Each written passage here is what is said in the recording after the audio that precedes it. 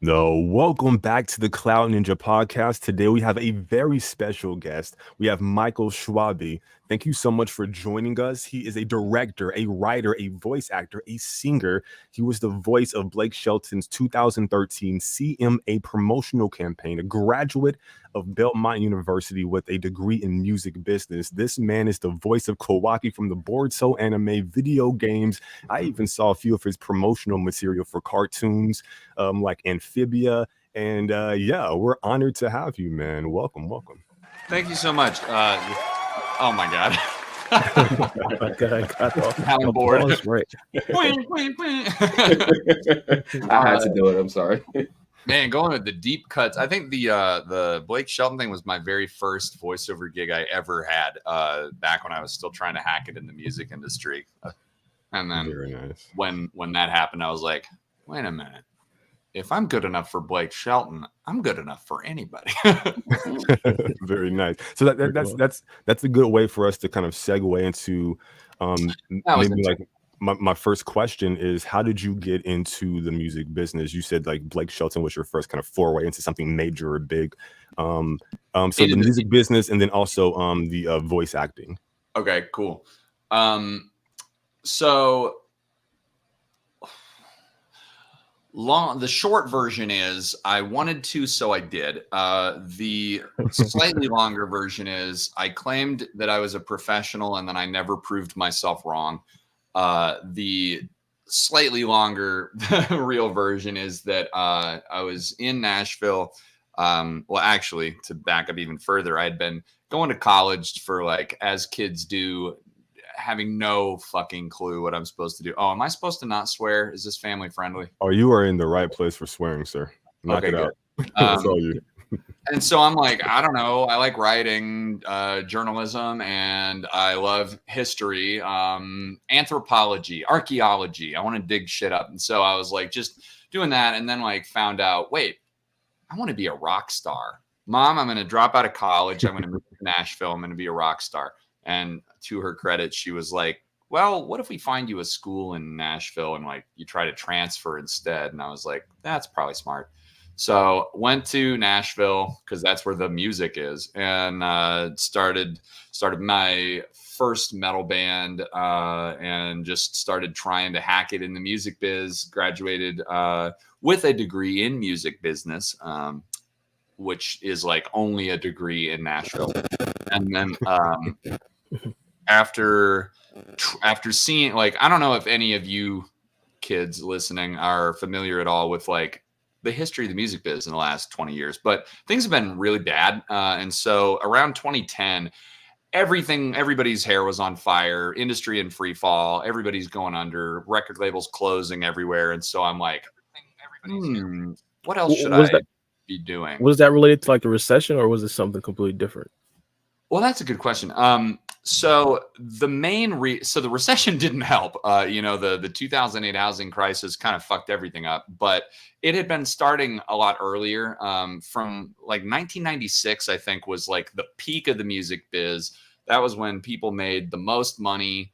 CDs were king, and then starting in the early 2000s with Napster, piracy got really rampant. LimeWire and everything just really ate into profits. But then also streaming started kind of here and there, and digital files started, and there just really wasn't a good replacement for that lost income. And so when you have economic recession combined with easy ability to get the media for free, combined with, it was kind of a luxury. So a whole perfect storm of things happened, and the revenue in the music biz went from like 20 billion in 1996 down to $4.5 billion by like 2008 or 10. So, and I was like on Music Row in Nashville. Like I'd see all the studios and the record labels getting bulldozed and turned into condos and stuff. And it was like, okay, this is probably not great for a band trying to get off the ground. But also, I was working at Warner Music Nashville, one of the biggest labels down there. And so like I could see how much money, Skillet or Blake Shelton or whatever was making on Spotify, etc. back in those days. And it was like, if these peanuts are all they're making, I definitely am not going to be making much money with my metal band, which is back then was a genre that was circling the drain anyway.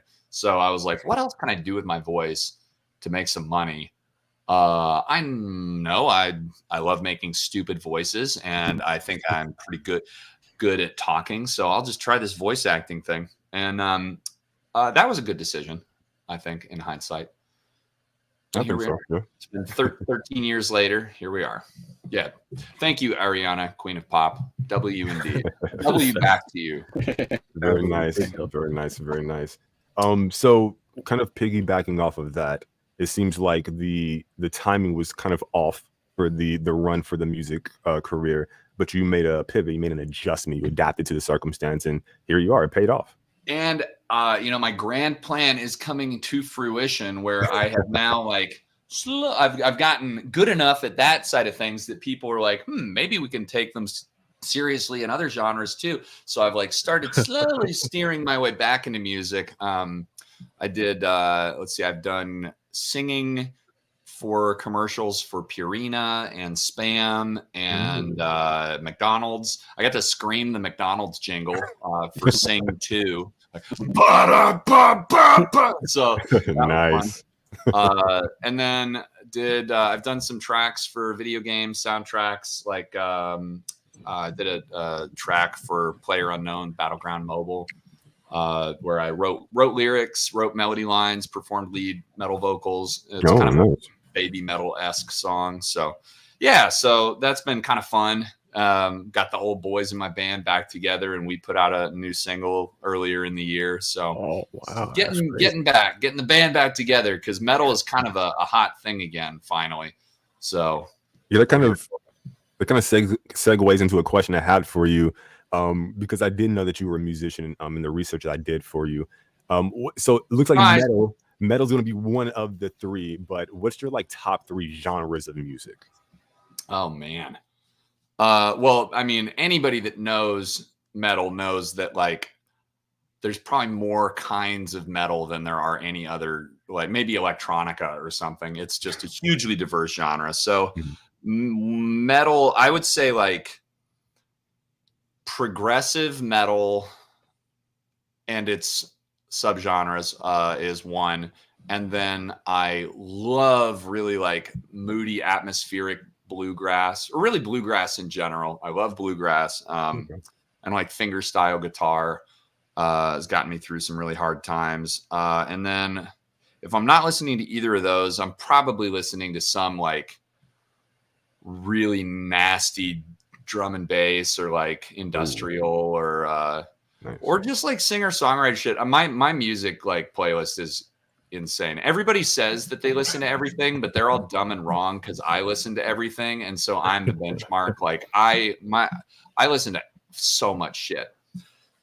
I got you. I just love human expression.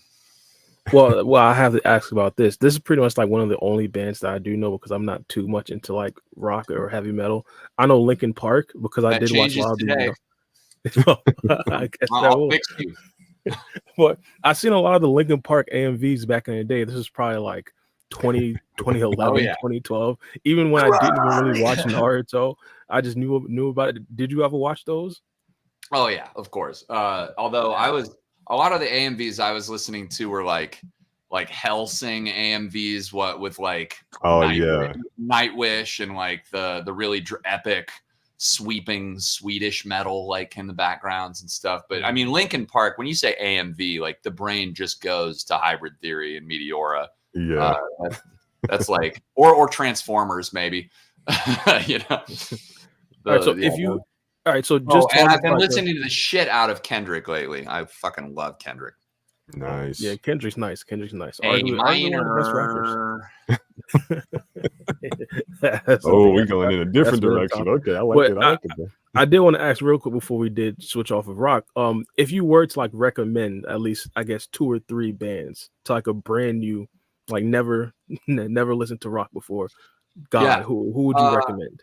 rock or metal? Like, do you want like something Linkin Parky that's like rock that leans a little heavier, or do you want something that's like a gateway drug into more heavy shit? A gateway drug would be a Okay. decent way to describe it. I think Bad Omens is a killer example because they've got really slick, modern, like straight up pop sensibilities, but like R&B, not R&B, but like what's the fucking word? It's like a very weekendy kind of pop sound for some of their stuff, but then like can just effortlessly and really well like seamlessly transition into some really like genuinely heavy shit. So like a song like The Death of Peace of Mind is a great gateway drug. I know a couple people that was like that was their path into heavier music because it was just so well done. The pacing on that song is killer. And then there's a song called oh man, of course. Castaway Angels by a band called Leprous.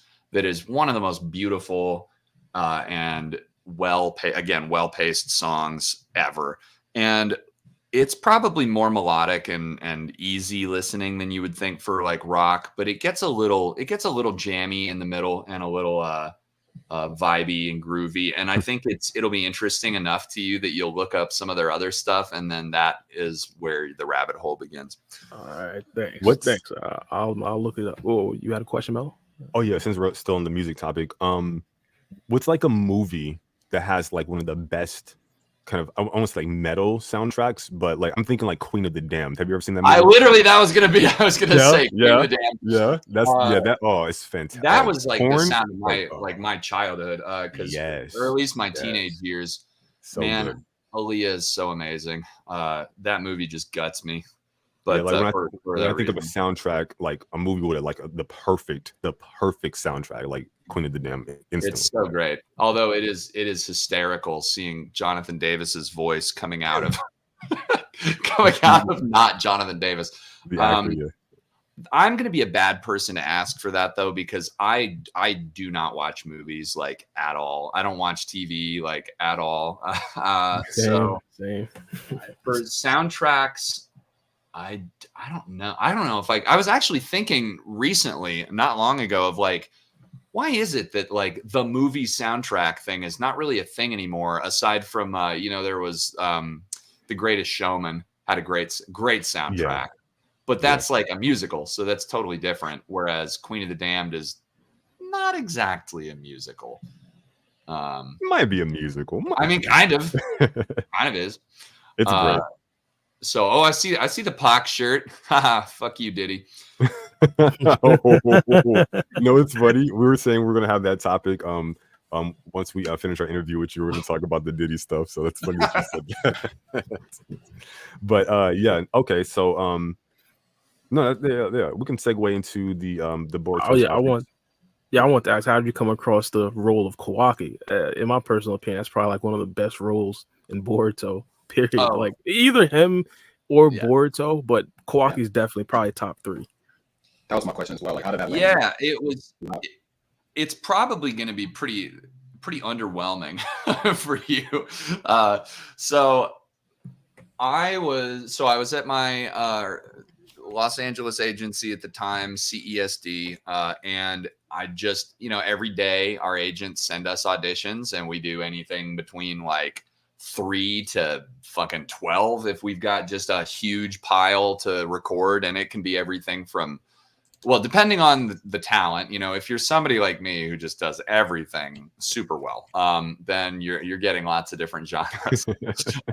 So commercial stuff, I've done more than 100 Toyota commercials. Oh wow. Toyota stuff, or audiobooks, or anime, or video games, and different agencies specialize in different like genres, but CESD was big enough that they did a bunch of different stuff. So anyway, they're one of the only agencies really that does anime. A lot of anime just comes direct from studio relationships. But anyway, so I just got a voice match audition for this role, Kawaki, in Boruto, and I was like, Oh, interesting. And normally when we get an audition packet for anime, it'll have like, here's the 5 male voices for this arc that we need to cast, like the big 5 characters for this arc, if that's like My Hero Academia or whatever it is. But this was kind of unusual because it was just one role, Kawaki.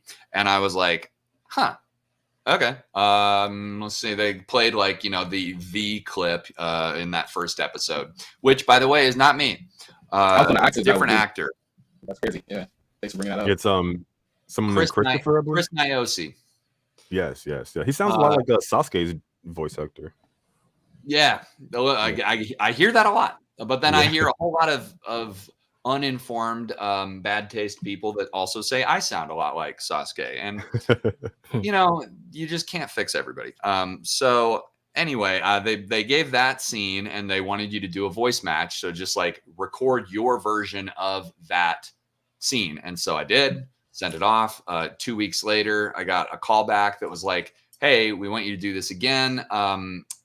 And here's like another scene that is not recorded. Let's hear your version of that. And then also, can you do all of it more youthful? And I was like, okay, sure. So tried to like put it a little higher up in my register and like kind of whatever. And so sent that off. And then 5 months went by. And then they reached out and were like, hey, you got booked as the voice of Kawaki in Boruto. And I was like, oh, okay, sick. Yeah, I remember that. Okay, well, so then they're like, are you available for the first session was for Shinobi Striker, which is why I sound so bad in that game. And we had the session scheduled for, a few days in advance. And so I was like, all right, well, I better go like figure out what this dude is about. Cause I had never seen Boruto. I didn't know anything about it. So I'm like, Oh, so you were coming in completely blind? Yeah, totally blind. Yeah.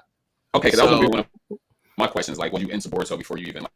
Oh, hey, free game. Your audio is all. Yeah, I was about to say you kind of staticky a little bit. Yeah, it's real crackly. Check Discord chat. I'll keep you updated.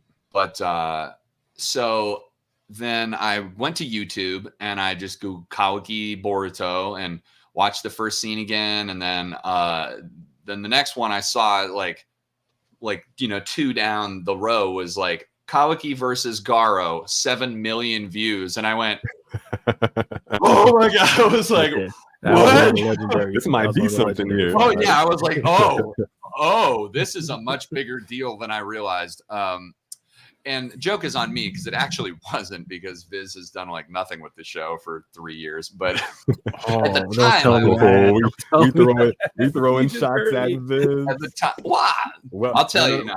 I'm not gonna totally shit talk them or anything, because it's their show. They can do what they want with it. But it is a simple fact that I've been the announced voice of Kawaki for almost 3 years now, and until June of this year, none of my episodes were available to stream anywhere.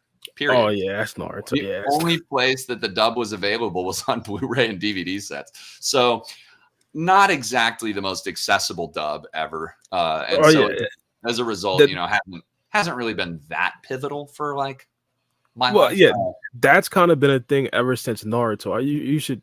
Me originally, I've only watched dubbed when I first started to watch Naruto, and I've been waiting so long for the war arc to come out. It took literally years, like over like 5 years for the full Shippuden to come out. Like, it's crazy. I think it just finished like a couple months ago. Yeah, that's crazy.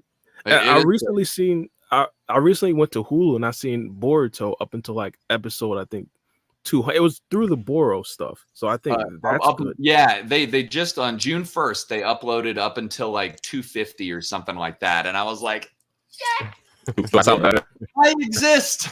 I know you're still mostly. Before I said that, I was going to finish some other thought, but I forgot what I was going to say. So to briefly conclude, so I went and saw that on YouTube and was like kind of blown away. And also, let's just like put some respect on on Viz and the show in general, because like that is one of the not just the greatest fights in Boruto. The Garo Kawaki fight is one of the greatest fights in all of anime. Period. Yeah, yeah. It is so good, and it's not because Bold I'm biased. Like, proclamation. Okay, that I is like the animation is sick. The pacing, the buildup is sick. The climax with that, the coldest execution I've maybe ever seen in an anime is just so sick. So yeah, that's a killer fight. And if the whole show was that good, it'd be like the greatest anime show of all time. Yeah. People would be like, Demon Slayer who? Exactly. Ooh. People actually, some people get mad that fights aren't animated like that all the time. So, Well, it's just so expensive, you know. Like Yeah, I also get that, like it's so resource intensive, and when you've got 12 episodes and you can just plow 100 episodes worth of money into making 12 episodes of Demon Slayer the prettiest they can be, of course it's going to look amazing and gorgeous and whatever. And so, you know, it's just what's the priority? you hit into a core. Slick? Do we want to have more fleshed out narratives and character arcs, development, you know, and whatever? When it comes to the Boruto fandom, I know it's difficult to get like the dub, and you're right, they just kind of released like the end of part 1 for the anime, the dubbed voices with like the Kawaki versus Momoshiki fight and whatnot. I will say though, the fans have their ways. Okay, the fans have their ways of finding you. Okay, and they have found you, and you are known within the fandom. Well, Kawaki's I'm dub also voice. I am I mean, Viz is probably not going to watch this podcast. I am a proponent to and many people of sailing the high seas. You know? Yeah, I got some One Piece action. Yeah, I understand. Yeah, exactly. No, I definitely. All got I'm you. saying is, if it's not available anywhere, go to where it's available. The end. Yeah, there you go. Yeah, so we definitely know you. But Okay, thank you. You're known. Thank for you. sure. For sure. And for the 40% of people that really like me, I love you all, and I appreciate all of you. And to the others, you'll come around. I'm an acquired taste. Yes. So just since you mentioned that, right? Full transparency, right? Yeah. I didn't like your voice for Kawaki. I know it's but hear me out. Hold on. No, look, I could not care less, honestly. You won't offend me. Okay. So at first I didn't like your voice for Kawaki. Mostly because I was so used to hearing the sub voice. And he's so good. Like it's yeah. Like, come on, he's so good. And like that it has been my struggle the entire time to like live up to him because he is so good. I mean, Yuma Uchida is like an icon. Well, right? Give me a few seconds, I might elevate you, okay? But no, so I definitely it was like a little jarring, and I think that's always the case because a lot of anime quote unquote purists like the sub over the dub in general. One of my favorite all-time anime is Yu Yu Hakusho, and I love the dub. Justin Cook is one of my favorite voice actors in life. And yeah, so I prefer that over the sub. I just like what I grew up with. So kind of going back. Oh, sorry, I'll let you talk. Oh no. I have thoughts about why that is too, though. Oh, and I want to hear that too. But yeah, just to kind of wrap up this because I know we want to hear from you. But the more I like listen to it, I started to hear like the nuances in it, and then I'm doing research into you, and I see, oh, you have range, like hella range. Like I'm listening to some of your promos. I watched this like video that you did. I think it was like you have like a YouTube channel. It was like maybe like 4 or 7 years ago. We were like announcing people. Yeah. That channel is so I have done very little on that channel, but yeah, that was like old portfolio stuff. But yeah, I used to do live announcer stuff and yeah, one of my favorite cartoons, Amphibia. I think you did like a promo on Disney for that. And, like I'm like, the March Munchies. Like this dude is amazing. Like yeah, so when you're saying like you had an idea for Kawaki or like an approach, and then like made you kind of shift it. This like. Yeah, that's interesting because I was really curious to see what your Kawaki when he's like an adult, because I'm not sure if you keep up with the manga, probably not, don't have the time for it, but like there's a time skip now. He's like 18, 19. Definitely. I was wondering like what would that sound like if you had your choice? Honestly, he's probably going to sound basically the same that he does now, because I think that the way they've directed me for this first thing, I think he sounds too old. It bugs the hell out of me, actually. And you know, we're our own harshest critics, right? But like, or it's tough because like most of the time when there's a great performance, well, and I'm a director too, so like I see both sides of the table, right? I directed more than 800 hours of sessions for Zenwa Zone Zero, MiHoYo's new thing. Like I have a lot of directing experience, so I am very familiar with the director's plight, like the difficulties that they're up against when the client, like maybe they've got a vision, but that doesn't match up with the client's vision, but then the actor's got a vision. So you're juggling a lot of different things. But then also they had 4 different directors for those, I mean, in the, you know, 100, I think 105 episodes or whatever so far that I've done.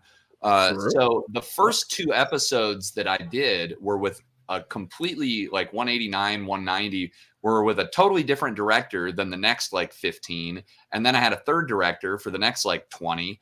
And so some of those directors have worked on Boruto or Naruto for years and years. They're intimately familiar with the character. And I had a couple that would come in and be like, so I just got transferred onto this show and I'm total transparency. I have not had a chance to really look up on this, but I know you've been in here a while. So I'm gonna trust that you kind of know like what he's supposed to sound like. And it's like, bro, why are you here? That's crazy. That is crazy. You could basically direct yourself. Yeah. So then some of them would come in and be like, okay, yeah, so sounding too old. Oh, and by the way, when they, in my callback, when they said, we want you to sound younger, when they cast me for the real thing, they said, we changed our mind. We want you to go back to the original, like older sound. So the whole time I'm getting like different people's opinions. Some of the directors would come in and be like, it sounds too old. Like take some of the weight out, take some of the gravel out, you know, and then I try to put them up here a little more nasally. Yeah. What do you want? And then some of them would come in and be like have no opinion at all. Or they'd be like, no, he sounds a little too anemic. Like try to make him a little angry, put it deeper. It's you like, move him down here. What do you want? But then that sounds too old. So like, there's so many different variables. Perfect, bro. Sounds perfect. I honestly like, I'm a purist. I'm a perfectionist. Like, I think that I could have done. Oh, and then also the other kicker is anime is like, you get like 30 seconds per line, maybe. And they're like, all right, yep, that was good enough. And you're like, but wait, I think I could do a better one. They're like, no, that was fine. Trust me. It's okay. So I feel, and so for a story like Kawaki's that I think is just so compelling and so rich and deserves so much respect, I feel like I could have done way better. But if I had, you know, all the luxury of time and all that stuff. So, I think like by the end of the season, I feel like, or the end of the series, I guess, because it's the new Two Blue Vortex is like a new anime basically, or will be. And thank you, by the way, that's very kind of you, whoever just said that. I think where he has ended up in the end of like episode 290 and that arc is where I really like him being. That kind of apathy, like bitter apathy, but focused and cold, but also still like deeply passionate about the people that make him feel safe, like Naruto, because it's the only time he's ever felt safe. And so that is who I think I want him to be in the time skip. And so like a lot of the previous stuff was like trying to navigate different directors, different like competing directions from other people and locking in. But like the first 2 episodes, we recorded it with that first director, and then they came back and made me re-record it because they said, well, we want it edgier. And I'm like, y'all, have you listened to Uchida? Because like he is not edgy. He's like so locked in and cold. He's like ice fucking cold. And you know, he's like, your breath fucking stinks. Basically, it's just so deadpan and cold. And then I did that in my first session, and they came back and were like, "No, we want it edgy. We make him angrier." And I'm like, "You're the client, okay?" So then you know we got and it's not bad. I like how I ended up doing it, but I think my original, in my opinion, was a little more accurate. But they directed me to more of like your breath stinks. Like a little, like he's pissed about it. Well, like he's not, Yuma is not pissed. So I don't know. There's all I'm saying is when people complain about a dub versus the sub, it's like you have no clue what goes into making these performances or how many different variables the actors are trying to juggle. And I think and as a quick note, sorry, it was one last thing.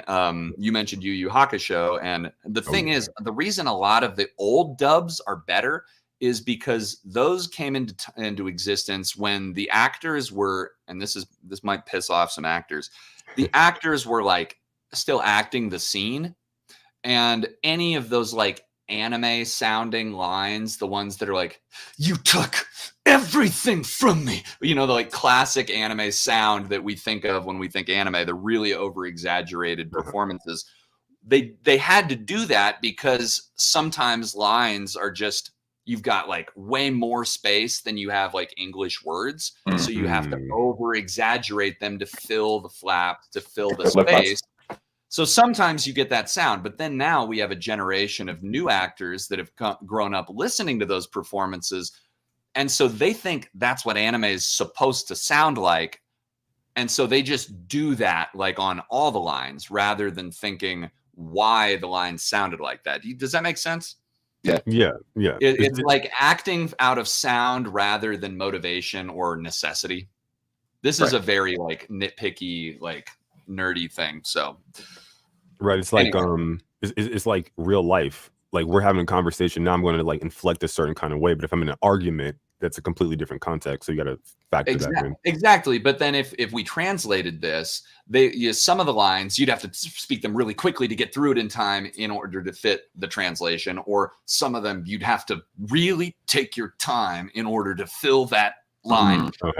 Whereas now you have a lot of actors that just grew up hearing those kind of stilted anime lines, and they just think that this is how anime is supposed to sound all the time. And so then I come in not doing that because I do all these other kinds of acting things. And so they think, wow, he sounds so like AI. He sounds so monotone. There's no emotion in it. No, you're just used to like way too much. Anyway, but I'm biased. Like a G Gundam was an anime that came on Toonami years ago.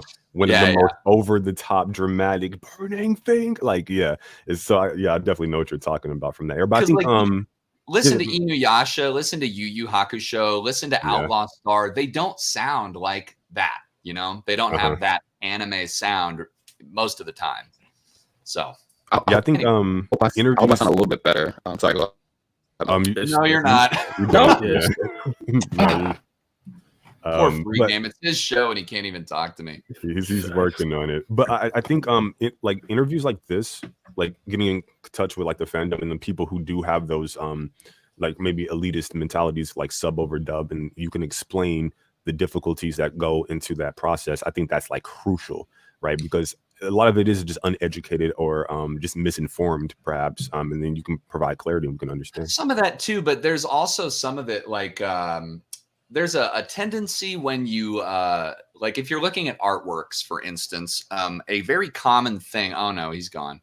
A very common thing that happens is if you see a sketch of a piece that maybe you've commissioned or whatever, the sketch will often look more expressive and emotive because it's kind of fuzzy. You've got an idea of what's happening, but you don't have the final finished rendered line work, whatever. And so very often, the sketch is going to feel better or like more accurate to what you envisioned than the final piece will.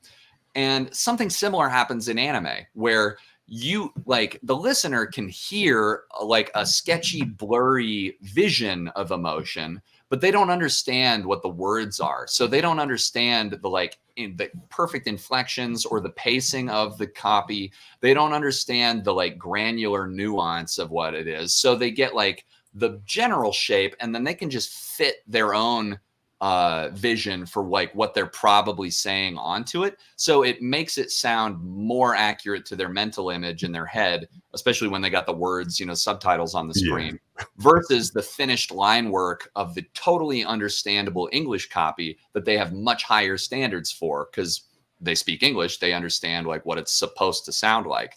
Right. So, because if you talk to or read interviews with Japanese people, they have the exact same opinion of anime like acting. They think that it is really over the top, kind of silly, a little cartoony. Like they also think that it's the same way that the English people think about dubs. So it's not actually that it's any better, really. It's just that you don't know, like you can't notice the differences because you don't speak the language. So, and this is going to piss off a lot of sub people because they really hate. They're like, no, you can definitely tell. Yeah, because I was thinking like the Japanese language, the way they add like inflections, like at the end of, it's just beautiful. It's just like there's like a well, it is like, a beautiful language. Absolutely. Yeah, there's a show like they say special move. So like there's a character who's like special move, and in like the English dub, but in the Japanese like it's a singe. It's like, oh right. shit. It's like, what was whoa, that? let's go. Yeah, right. Yeah. Well, yeah, and anytime you've got a show that's in its original medium and the words are written for it and it's gonna just sound better. So like I agree that probably the sub is better a lot of times, but that's often not the case. And also cultural things go into it too. Like a voice that might sound totally appropriate in the sub might sound totally weird to a Western audience because it's an archetype that like we don't really have over here for cultural reasons or something. Like, so there's just, I think anybody that's like, it's dub is always better, or sub is always better is just kind of, I mean, they're going to grow up. They'll figure it out someday. I kind of thought that people were more biased to what they kind of saw first or heard first. Like, for example, I've seen that's true. Yeah, with Naruto, I know a lot of people heard like, let's say Kakashi's voice actor or even Naruto's voice actor, even like let's say some of the greats like Madara or Pain. I feel like if they probably heard, well, objectively those are good voice actors, but also I feel like if they heard it first in like a Japanese voice, if they heard it first in like another their native voice, coming to like an English dub and listening to those same voice actors, they might not be as good as what it is now. Because of that, I think I call it, well, I think of it as kind of like nostalgia. People know nostalgia goggles are powerful. Yeah, pretty much. I did have a sorry, I want to hog up all the questions, but free game's a little janky, but still janky? I'm still janky? A little bit. A lot of it. It's a whole different microphone. I'm sorry, man. It's just honestly, hey, Free, since I'm a kind of audio nerd, do you do XLR microphones or are you using USB like a Blue Yeti? He has a USB. Blue Yeti. Yeah, Blue Yeti. Really? Yeah. So if you switched USB things, then that might mean that your USB port is bad or getting loose. Yeah. See if you can plug it into a different USB port instead. Okay, cool. I'll do that. Because I was gonna say it sounds like a bad cable, but if it's a USB, then it's not the cable. So that means it's pretty much got to be the port. That's exactly what it is, bro. This has been a thing, but and free games, my God, love them. So you mentioned like your voice sounding like AI before. I don't want to talk about that critique because I don't think that's true at all. You're very expressive, like Jesus.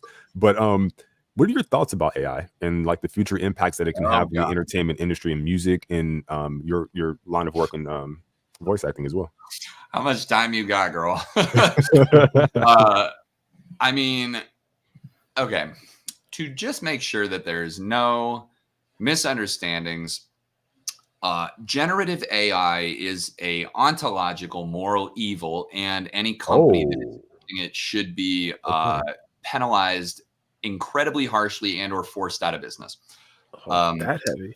I think AI absolutely sucks. Well, not AI, generative AI, specifically ones that are trained on unconsented data scraping from other creatives. Now, that being said, I'm not really that worried about it because a few different reasons. One, it is just dog shit. It's really terrible. It's bad at its job that it's supposed to be good at. It's ruined the internet. Everybody knows it, except the tech bros. It is wildly, incredibly, insanely expensive and unprofitable. There's not a single AI, generative or otherwise, model that is like making a bunch of money.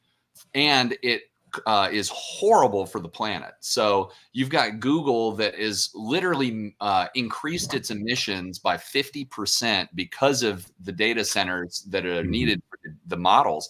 So it's like, where they're trying desperately to do the like, if you build it, they will come thing, or to have a situation like QR codes where you come up with a solution and then you try to figure out the problem that it solves. But there really isn't one for generative AI. It spits out bad stuff. It gives you tons of lawsuits because it's quite literally illegal under our current law. It's never going to be profitable because the jobs that it automates are really very inexpensive, low effort, like background modeling for concept art. Not that that's like not skilled, because I love artists, but like those are the only jobs that it can really do well, and the artists that do those jobs just don't make much money. So like they already aren't that expensive. So there's like a very low ceiling beyond which is just, it's cheaper and easier to just hire the artist again. And then finally, you can't copyright it because of that one God sent macaque monkey in 2012. Are you familiar with this?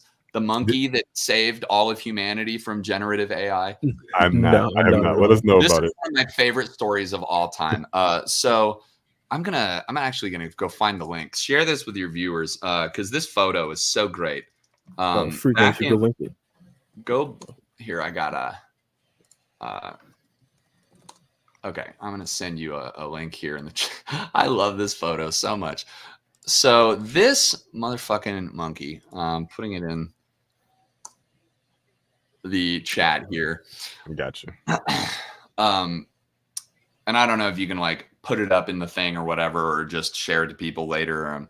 But this monkey, specifically this photo, it took a picture of itself. It grabbed the camera from the photographer, and it took its own picture. For him, I think your mic, you need a mute. Appreciate it. Sorry about that. I sound good. No, I'm kidding. And so it took its own picture. And what ensued was like a 6-year copyright fight over who owns the copyright for that monkey photo. Because the monkey took its own photo. That's a great photo. So it's a great photo. Yeah. Well, so cool as hell. Yeah. In 2017, this photo literally saved us all from AI, because in 2017, courts ruled nothing can be copyrighted unless it was created by a human. So that means that no ad campaign, no movie trailer, no music, no artwork, nothing that a generative AI model makes can be copyrighted legally. And that's established precedent. They can't do anything about it.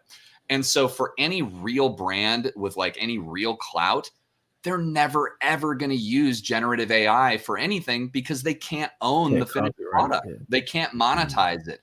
Or worse, they can monetize it, but it opens them up to like anybody else can then come in, grab the same thing and market the exact same thing and claim it's theirs. They can't copyright it. Or they can come along and make like a porno out of it and use the official assets in the porn, and they can't do anything about it because they can't own the copyright to it. So that alone means that Gen AI is screwed.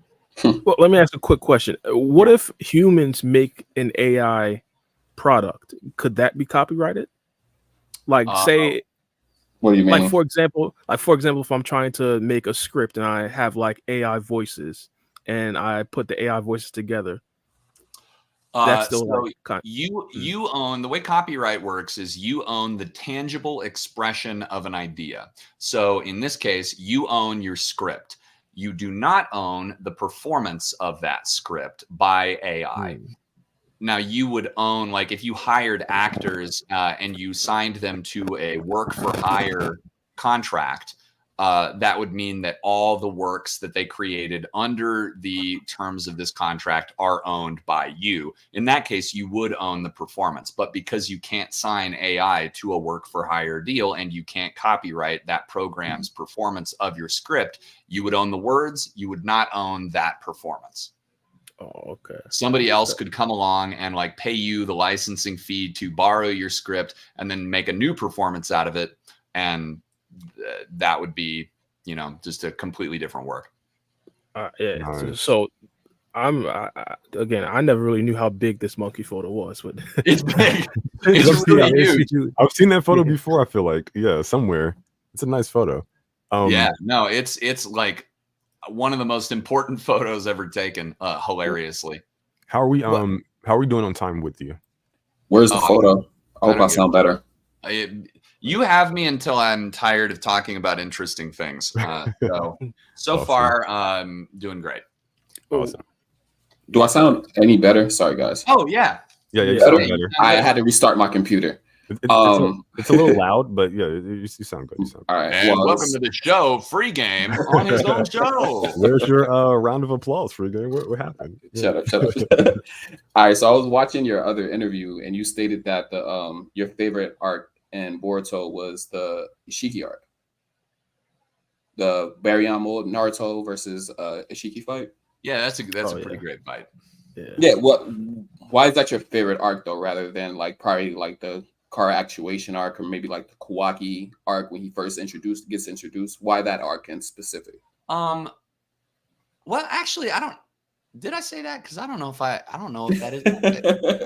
That's what I was watching the interview because I didn't want to ask repeat questions, and they asked you that, and I was like, I still want to ask. I'm sorry. No, that's fine, and maybe I was just in a different mood. I think my favorite arc is the very intro arc, the Kawaki arc, whatever. When he comes in, and we get like this really rich, nuanced backstory that's like way more detailed than almost any anime character ever gets. And then they also like really dive deep into the manifestation of PTSD in a person that suffered a ton of child abuse, but like did it really accurately. And like that is, I groove maybe more than anything on like internal exploration of past experience or like current perception, like just really nerdy esoteric shit. And so I love when a visual medium can like really dive into a internal experience, because it's really hard to do. And most shows won't really do that. They'll maybe make an homage to like, oh, well, he's fucked up because he got beat as a kid, and then that's it. And it's like a character fact rather than like a whole plot arc. But like they devoted a ton of time to it. And then they showed it like the way that, you see the needle coming down when he sees that flower stem, like those kind of just flashbacks are so compelling. So I think the first arc is my favorite. Do you keep up with any of the manga stuff?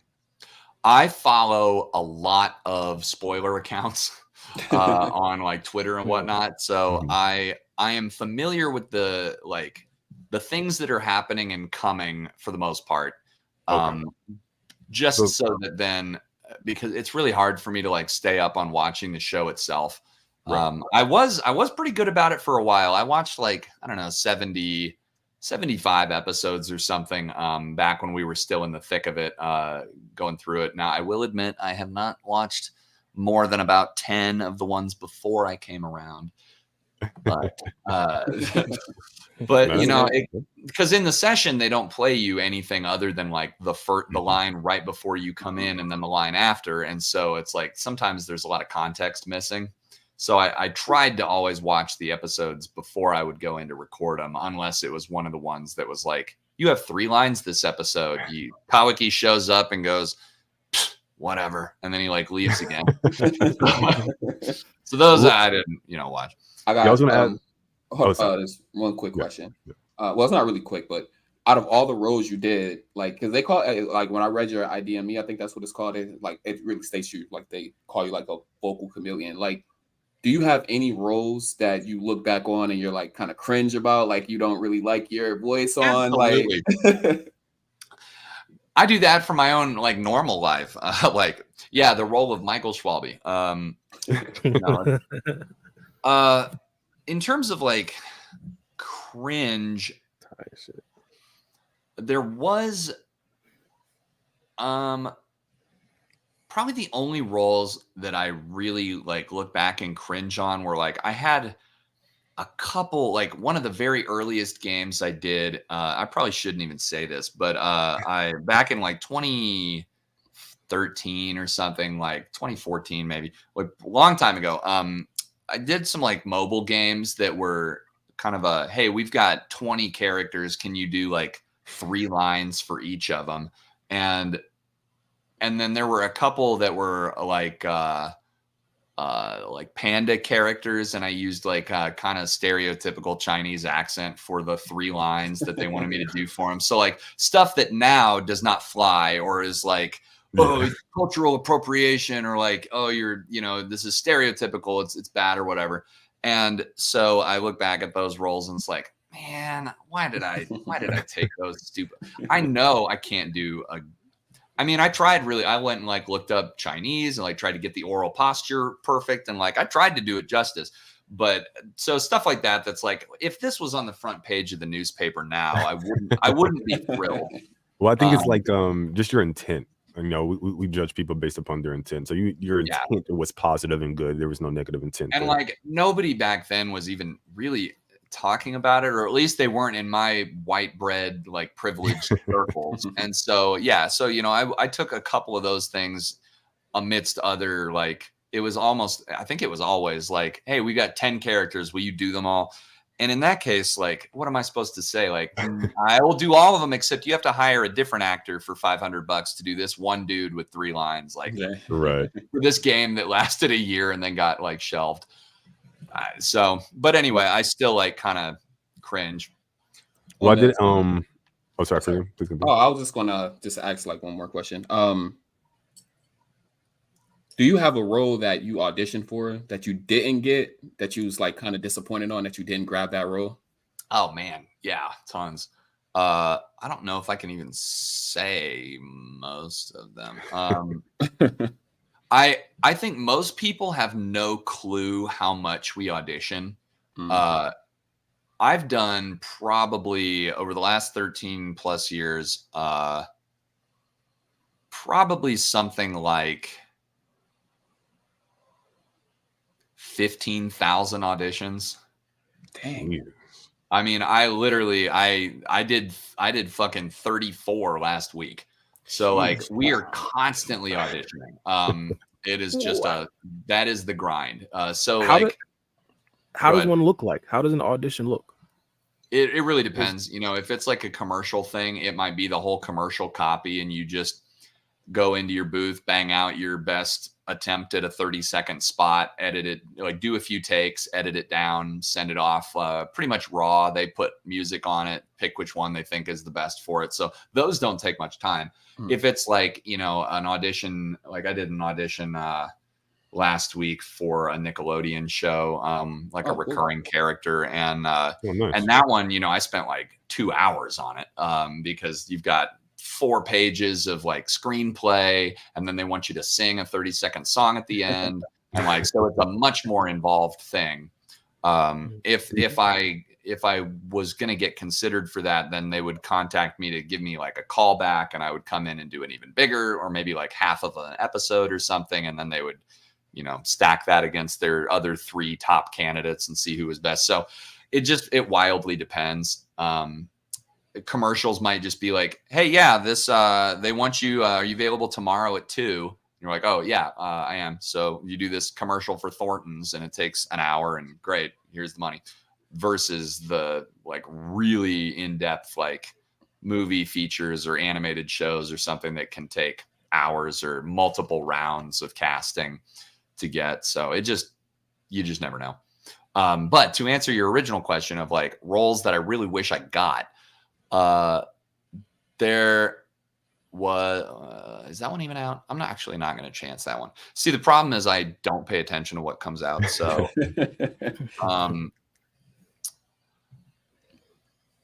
I auditioned for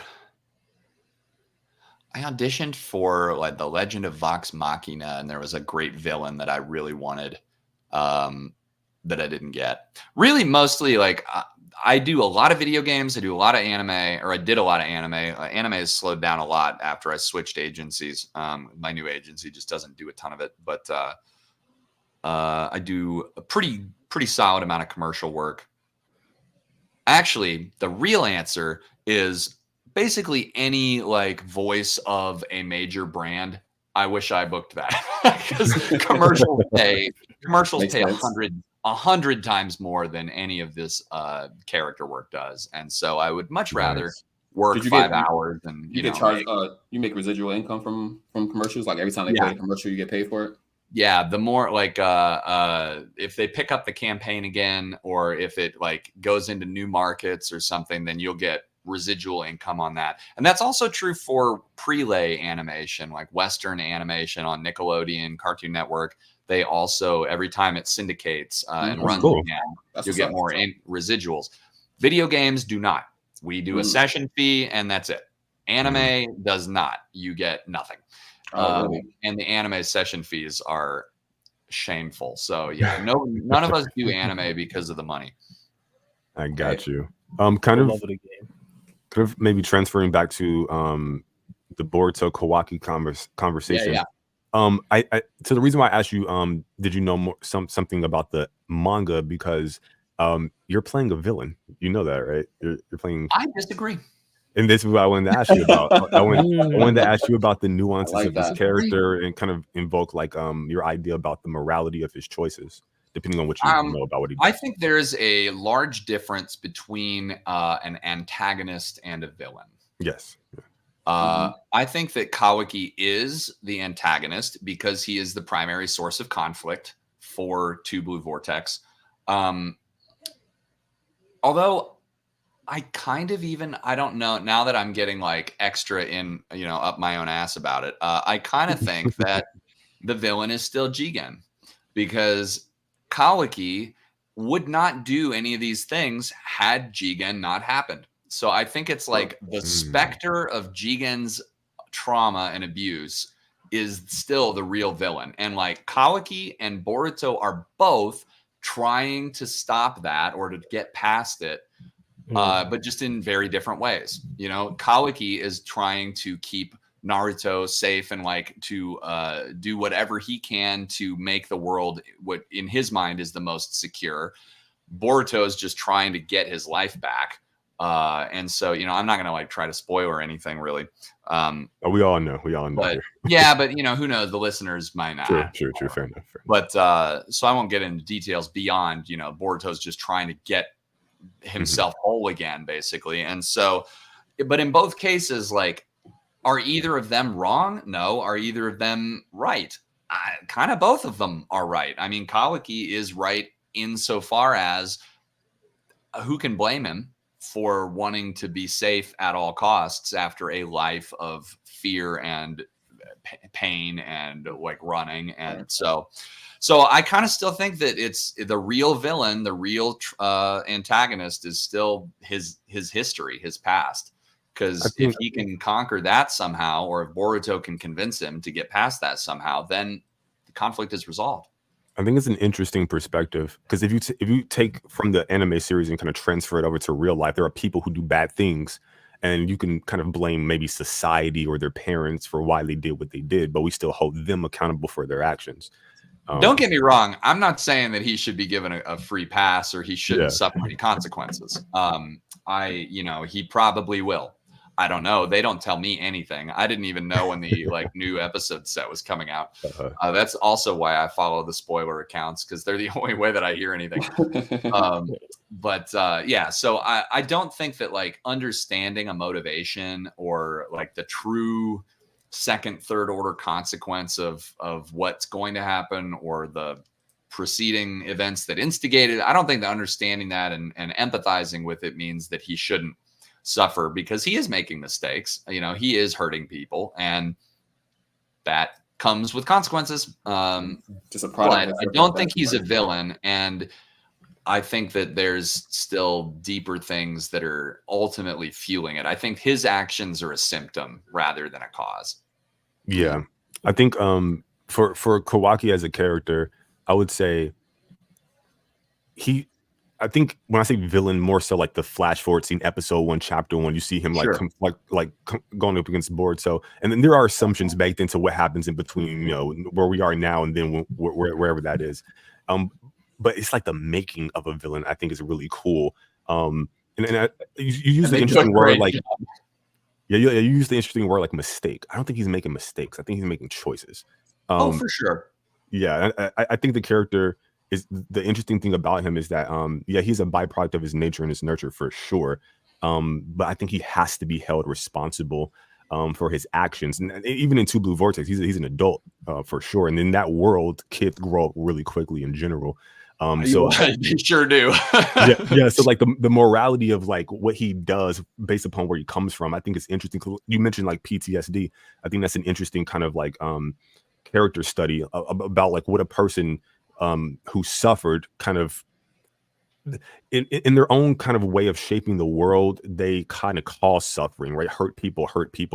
And I think that's an interesting character for like you as a voice actor to play, because it sounds like you really do like those nuanced characters, those ones that you can really sink your teeth into, where there's like a little bit of a moral conflict with some of them. So I think that could be pretty cool. And especially so because so far the way they've written him is the way that I think they should have written him. I think I can easily see, I've asked myself several times, like, what would I do if they make like a thing come out and he does something that I'm just like, he wouldn't do that, like, and I'm like, no, that's not my Kawaki or something like that. Like, what would I do? Right.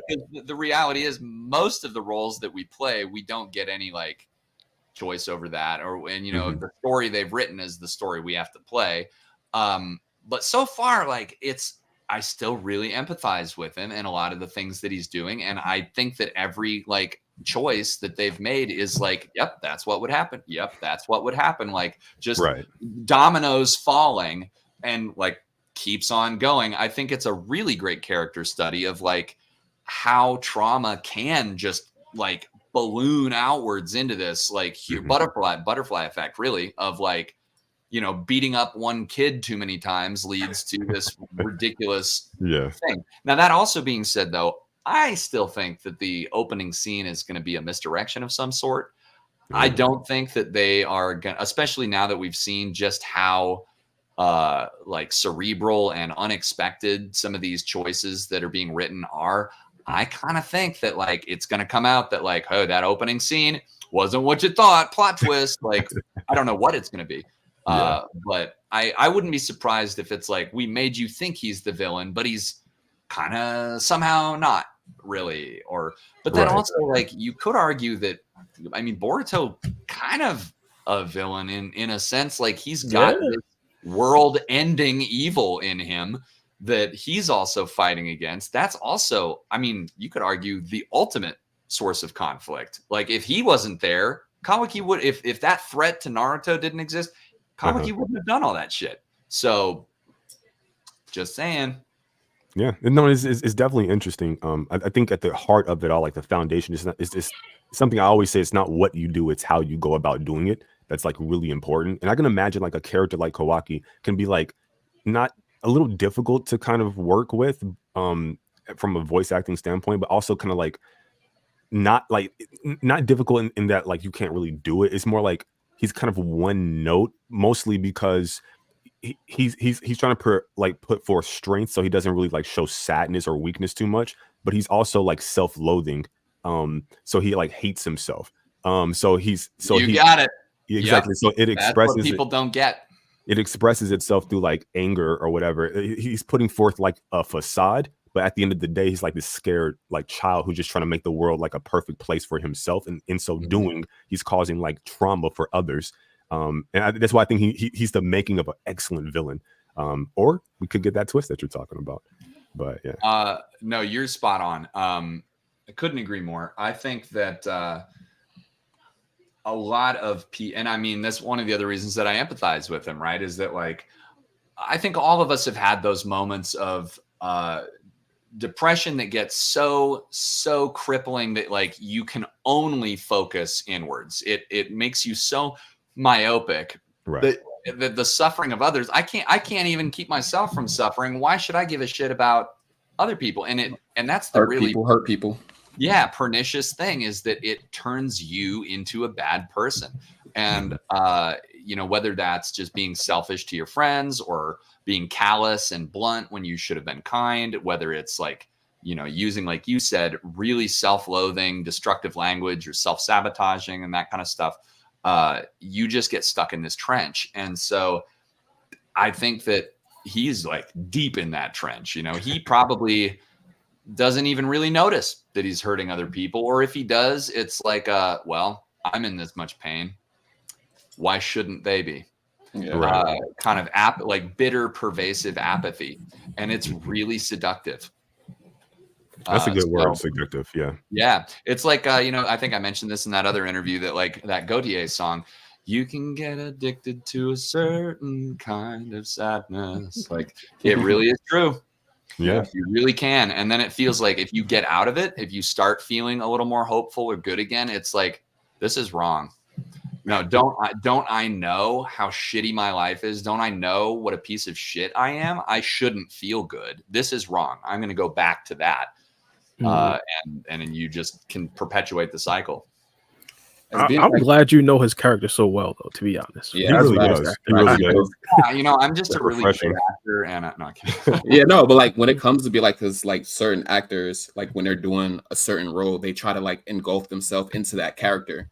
You know, like, do you have to do that to be a voice actor? Like, really, like, no, that person's mind.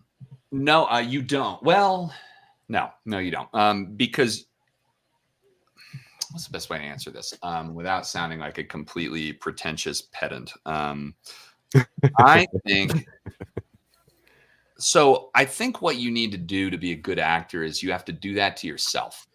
You have to like really get granular and oh, thank you, Mr. Liger. I think you're a goat as well. I think you have to really get granular with your own motivations, your own experiences, your own mental state, and like what your motivations for things are. Because in every character, there will be pieces of you reflected. In a lot of like times when I'm directing, you know, I will ask an actor, okay, we've got a scene. Let's imagine that like you're stuck in a storage unit and everybody you know is dead. You know, there's no help coming. There's zombies scraping at the door. Like you have never, ever been in a situation remotely close to that. Right. Yeah. So if I'm like, okay, try to put yourself in this situation, you're going to struggle. You're going to be like, well, maybe the time I was trapped at the DMV, you know, it's going to be just inherently. I mean, that might be worse. I'm about to say that might be a little bit worse. I don't know. But if instead I ask, okay, what emotions do you think are going through that person's like mind right now? What are they feeling? And then the actor goes, well, probably hopeless, probably desperate, probably like so tense. And then I'm like, okay, I want you to think of a time when you felt desperate, when you felt hopeless, when you felt tense, you got that weight in your chest, you just don't know how to get out of it. If we've all felt that, right? Whether there were zombies involved or not, emotion is a human constant. And one of the weird things about emotion is that almost all of us feel emotions roughly of the same intensity, regardless of the intensity of the actual experience. So like we perceive, like say, being bullied by everybody at school, we would perceive that with almost as much intensity of hopelessness and desperation as somebody that's stuck in a storage unit would feel with zombies and whatever chasing them. Like in both cases, people can get so sad that they, you know, kill themselves. Even though those bullies are not an imminent, in most cases, are not an imminent threat to like life, and you're not actually going to get eaten alive like you saw your friends, you know. So if you pair it to those kind of experiences, suddenly it's much more relatable. And so in that regard, for characters like Kawaki or, well, I'll just keep it with Kawaki. Maybe I have never been in a situation where I was, you know, human trafficked into a a lab where I got turned into a weapon by like horrible experiments that were painful for years. But like I had in a number of cases, a pretty traumatic and emotionally abusive childhood. And like I had those feelings of like just utter aloneness. I had to switch schools once because I got death threats from bullies. Like, I have felt a lot of these emotions. So I empathized tremendously with a lot of what Kawaki's gone through, even if the experiences on a purely like physical scale did not remotely match up. Right. And so for me, I'm not having to like, okay, what is he feeling in this moment? It's like, I know what he's feeling in this moment because I've felt similar, just maybe not to the exact same magnitude. So I just like, click up the magnitude dial on my brain and try to really live in it. And that goes doubly for like, because I'm also the voice of young Kawaki in all the flashback episodes. Those were brutal.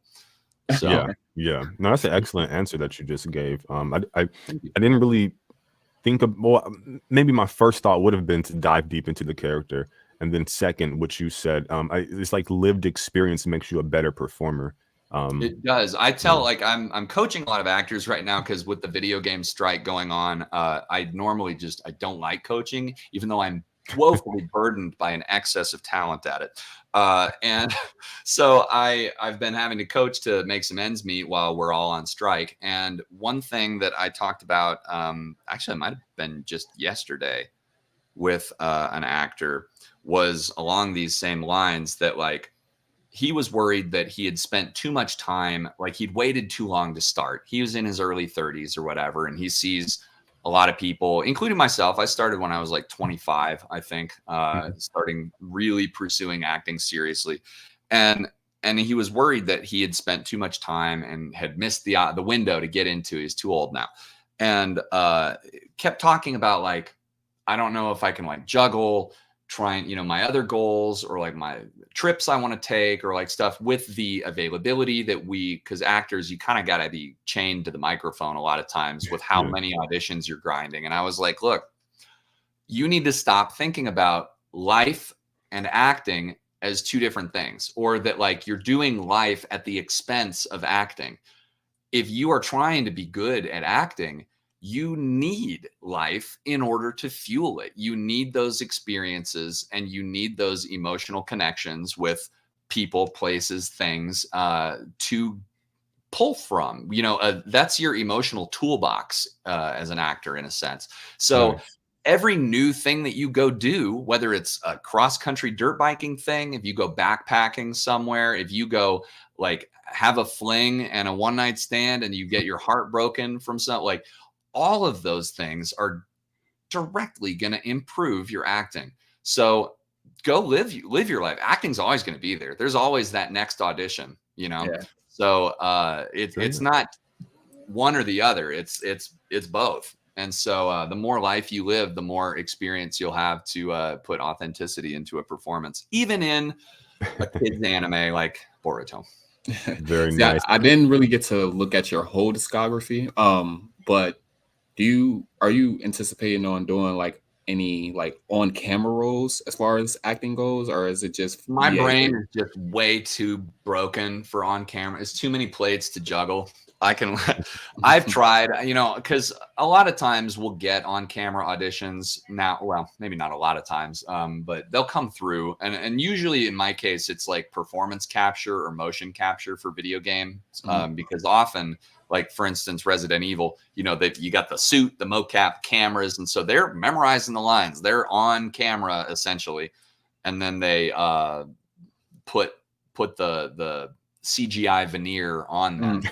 And so it's just really hard. So like the way my brain works, especially after 13 years of not having to worry about what am I doing with my hands? Where are my sight lines going? It's really tough. And I'm also just not great at memorizing things, really. It's kind of funny though, because like I don't have any of those issues if I'm on stage. If music is involved, it's like a transcendental experience. I'm just another person. I'm not worried about memorization. I'm just in the moment. So I'm sure if I really like lived, ate, and breathed copy and like really immersed in a role that I could do it. But like also on camera auditions are just way more work in terms of like in voice acting, I can, if I flub a take, I just all right, and then I see that in the waveform, I delete the flub, squish it together. It sounds great. You can't do that on camera. If you flub a line, you got to start the whole thing back over. Right. And then if you're also memorizing copy, then you've got like a day of prep, and then you've got to rehearse the scene multiple times, and then you probably got to do way more takes to get it like locked in. It's just a ton of work. So I have a huge amount of respect for on-camera actors. For me, it's just a return on investment thing. Like I've already got my kind of career pretty well dialed. I know what I'm good at. I feel like I could be good at on-camera acting if I really busted my butt the way that I worked 50, 60, 80 plus hours a week in my early career hustling to try to grind into this very exclusive industry. On camera is a whole, it's the exact same thing, but all over again, different people. And so, like, I just don't want to. I respect that. Well, I respect that. Talking about movies, though, like just to talk about Boruto real quick. Boruto doesn't have a lot of movies, just that one. Did they ever give you like any reasoning behind it, or do you like if you can't speak about it? Anything. I was about to say if you can't speak about it, is there a movie in the works or something? But it's not even that I can't speak about it. They don't tell us anything. I didn't even know. I didn't even know when like Shinobi Striker was coming out, or any of the sets. They tell us nothing. So I got. With that being said, I'm guessing there's no movie in the works because you would have been working on it if there was.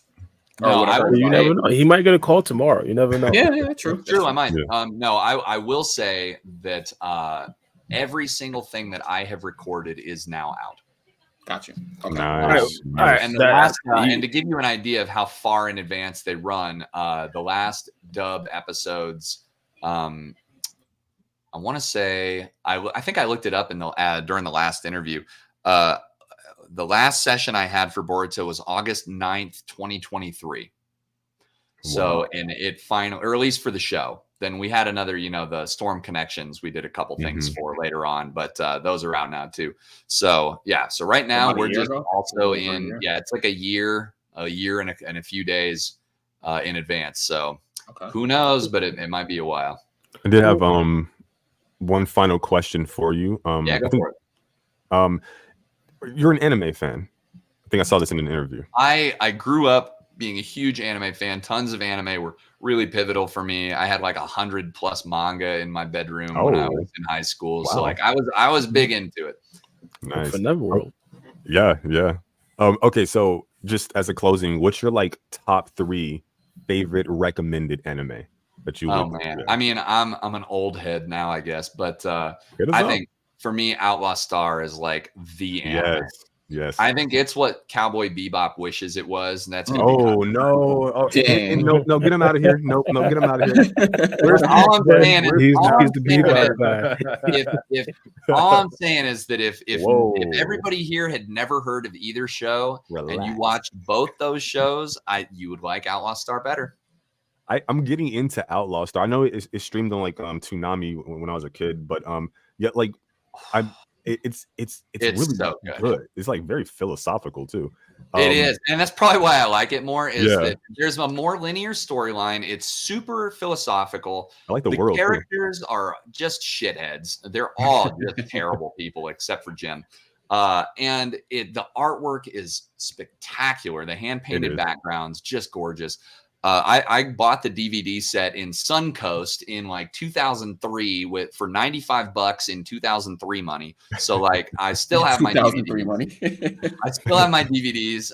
It's one of the best. It's so good. And I think I like it because Cowboy Bebop, I mean, it's obviously one of the best anime dubs of all time. The performances are incredible, but it's like it's just like a bunch of vignettes of these just goofball lives, which is great. And that's kind of important in its own way because it doesn't have a really solid linear storyline. But I'm just a sucker for it's just got such a great beginning and middle, like character development, conclusion. Like the characters are all really idiosyncratic and endearing. The dub's really great. I just think it's great. I've never seen this one. Yeah, I've never seen the sub, but the dub is definitely fantastic. I've never seen the sub either. Okay, so that's your one. What's your second? That's my number one. Number two is probably Yu Yu Hakusho. Yes, now he's coming back. Now he fixed it. I watched all of it as a kid, and then I went back I guess it's probably been another 8 years ago now. But I went and like watched all of it again as an adult, and was like, "What's your favorite art?" As good as I remember. Oh, the Dark Tournament, bitch! Like, it's okay. Hey, come on, Taguro, you love to hate him. He's like Conor McGregor, but like of that world, just super egotistical. A lot of people say the chapter black stuff when they want to be like edgy, but yeah, no, I think the Dark Tournament is definitely it's iconic. Yoko Karama, the coolest furry ever. Like, so ethereal and beautiful and like omnipotent, like just iconic. I think all of us want to be Yoko Karama if we're honest with ourselves. I mean, that or a Shishomaru. Oh yeah, dude. God, he's hot. Like, right? Like, come on. What's your number 3? Oh, it'd probably be Inuyasha. I had like, nice DVDs back in the day. Nice. I loved Inuyasha. Now that being said, I don't think I had probably like 29 Inuyasha manga. I had a lot of the manga, but more than me. I've only watched like maybe like 60 or 70 of the episodes, and I know that it like went really far. And if I recall, I think it was like, please just make something happen. And he kept on getting different variations of his blade. It was just starting to get a little redundant. Yeah, I think it was kind of like just filler after filler after filler, maybe. But like the first like 50 episodes of that show are just amazing. Yeah, they're just awesome. And like Richard Ian Cox, one of the greatest anime actors of all time. Like, what a killer performance! So much personality. Him, Steve Bloom, Justin Cook, like some of my favorites. Oh, dude, yeah. I mean, the all stars. And now, from one that's not like a total basic bitch anime. I mean, maybe it is. I don't know. But like Wolf's Rain, amazing. That show just gutted me, still guts me. Wolf's Rain is so great. Again, Steve Bloom with yet another career-defining performance as Lord Darsha. Lord Darsha is like, I still go and reference that performance for like a lot of my reads in for like really. It's like Lord Darsha and then Ron Perlman as Slade in Teen Titans are like two of the greatest villains. Why do you have to bring up that? The greatest villains of all time. And you listen to those performances and you know what they're not doing? They're not doing the like, this time I'm going to kill you. You know, it's just effortless, like, you know, Robin, someday I think you'll see me as a father to you. And it's like, like it's just oh my god, so effortless and sinister. You got like, come on, put respect to their names. Absolutely. Even when you mimic voices, you could tell you do this professionally. I ain't gonna lie. Fantastic. Man, I just told it for the Saudis. Well, Michael, it's been a pleasure. Thank you so much for hopping on the. Oh, I'm sorry. Yeah, I think Bara had a question. I apologize. All right, my last one, then Free Game's last one. All right, last one would be if you were to name the GOAT of voice acting, the greatest voice actor of all time, who would be that? I mean, it's got to be Mel Blanc. The end. You know, like 1,000 different Looney Tunes. He's pretty much the archetype for almost every animated character. Just nobody is better than he is, and probably never will be. If we're talking like living actor, it's going to be tough because every genre is so different. You know. Yeah. I think, it'd probably have to be Fred Tatasciore because I think he's got more IMDb credits than any other living person, but yet most people don't know his name. He's been in like something like 1,200 or like 1,000 different productions by this point. He is everything and in every. I mean, you'll look at his IMDb and go, what? What? Yeah. How is one what?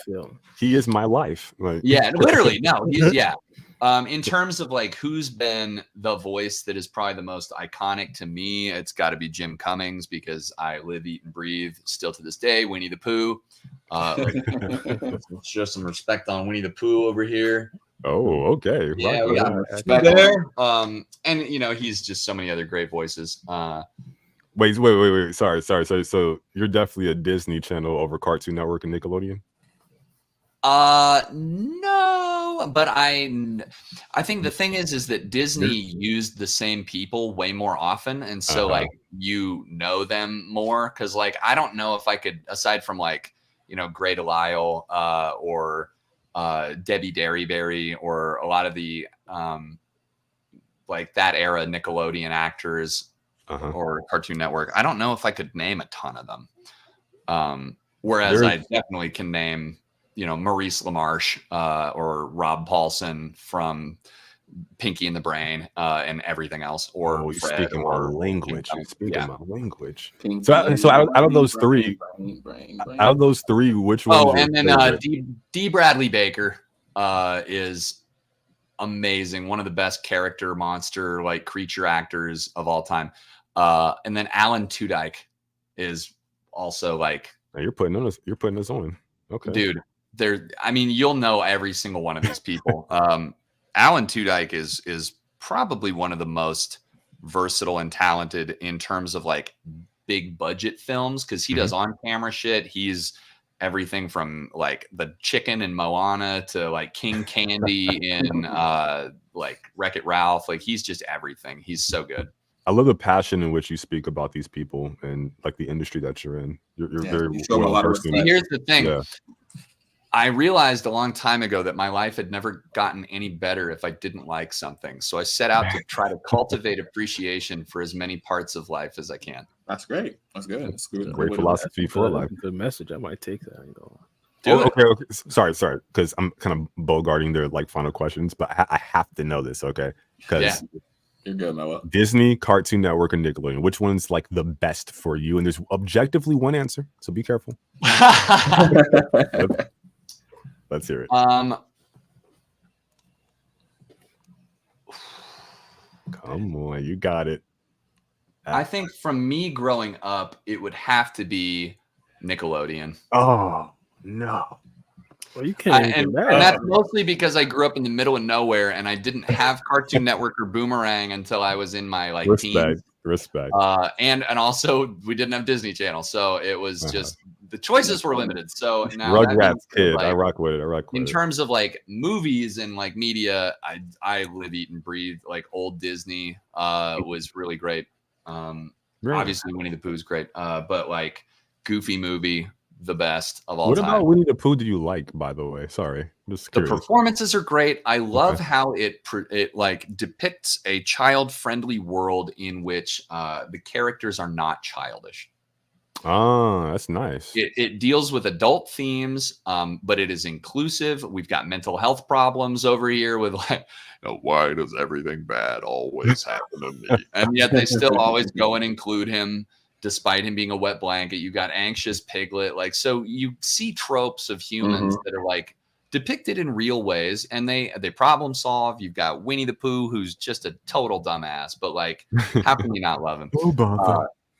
But also mostly for me, it's because my grandparents had like 30 of the VHS tapes, and so every time that I see Pooh Bear, it reminds me of my grandparents and spending time with my friends on the TV. I just always love Pooh Bear. Nostalgic is powerful, like you said. That's funny because my dad's little nickname for me.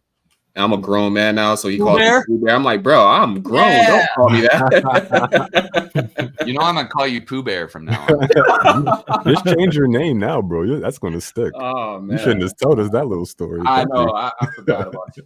Yeah, right. We appreciate that. We appreciate that. All right. So, like, one last question, and for we're gonna let you go. This, out of all the OG cartoons and media that you've watched, who do you want to, like, if you could, who voice would you like to portray the most? Like a legacy character that I would like to perform. Yeah. Pooh Bear. Pooh Bear. No, I can't do Pooh Bear justice. There's also a thing, like, it's a very real thing. And it's probably one of the reasons that I don't really play many or any video games. I don't watch anime. I don't watch movies. I don't watch TV. That once you know how the sausage is made, the immersion is mostly gone.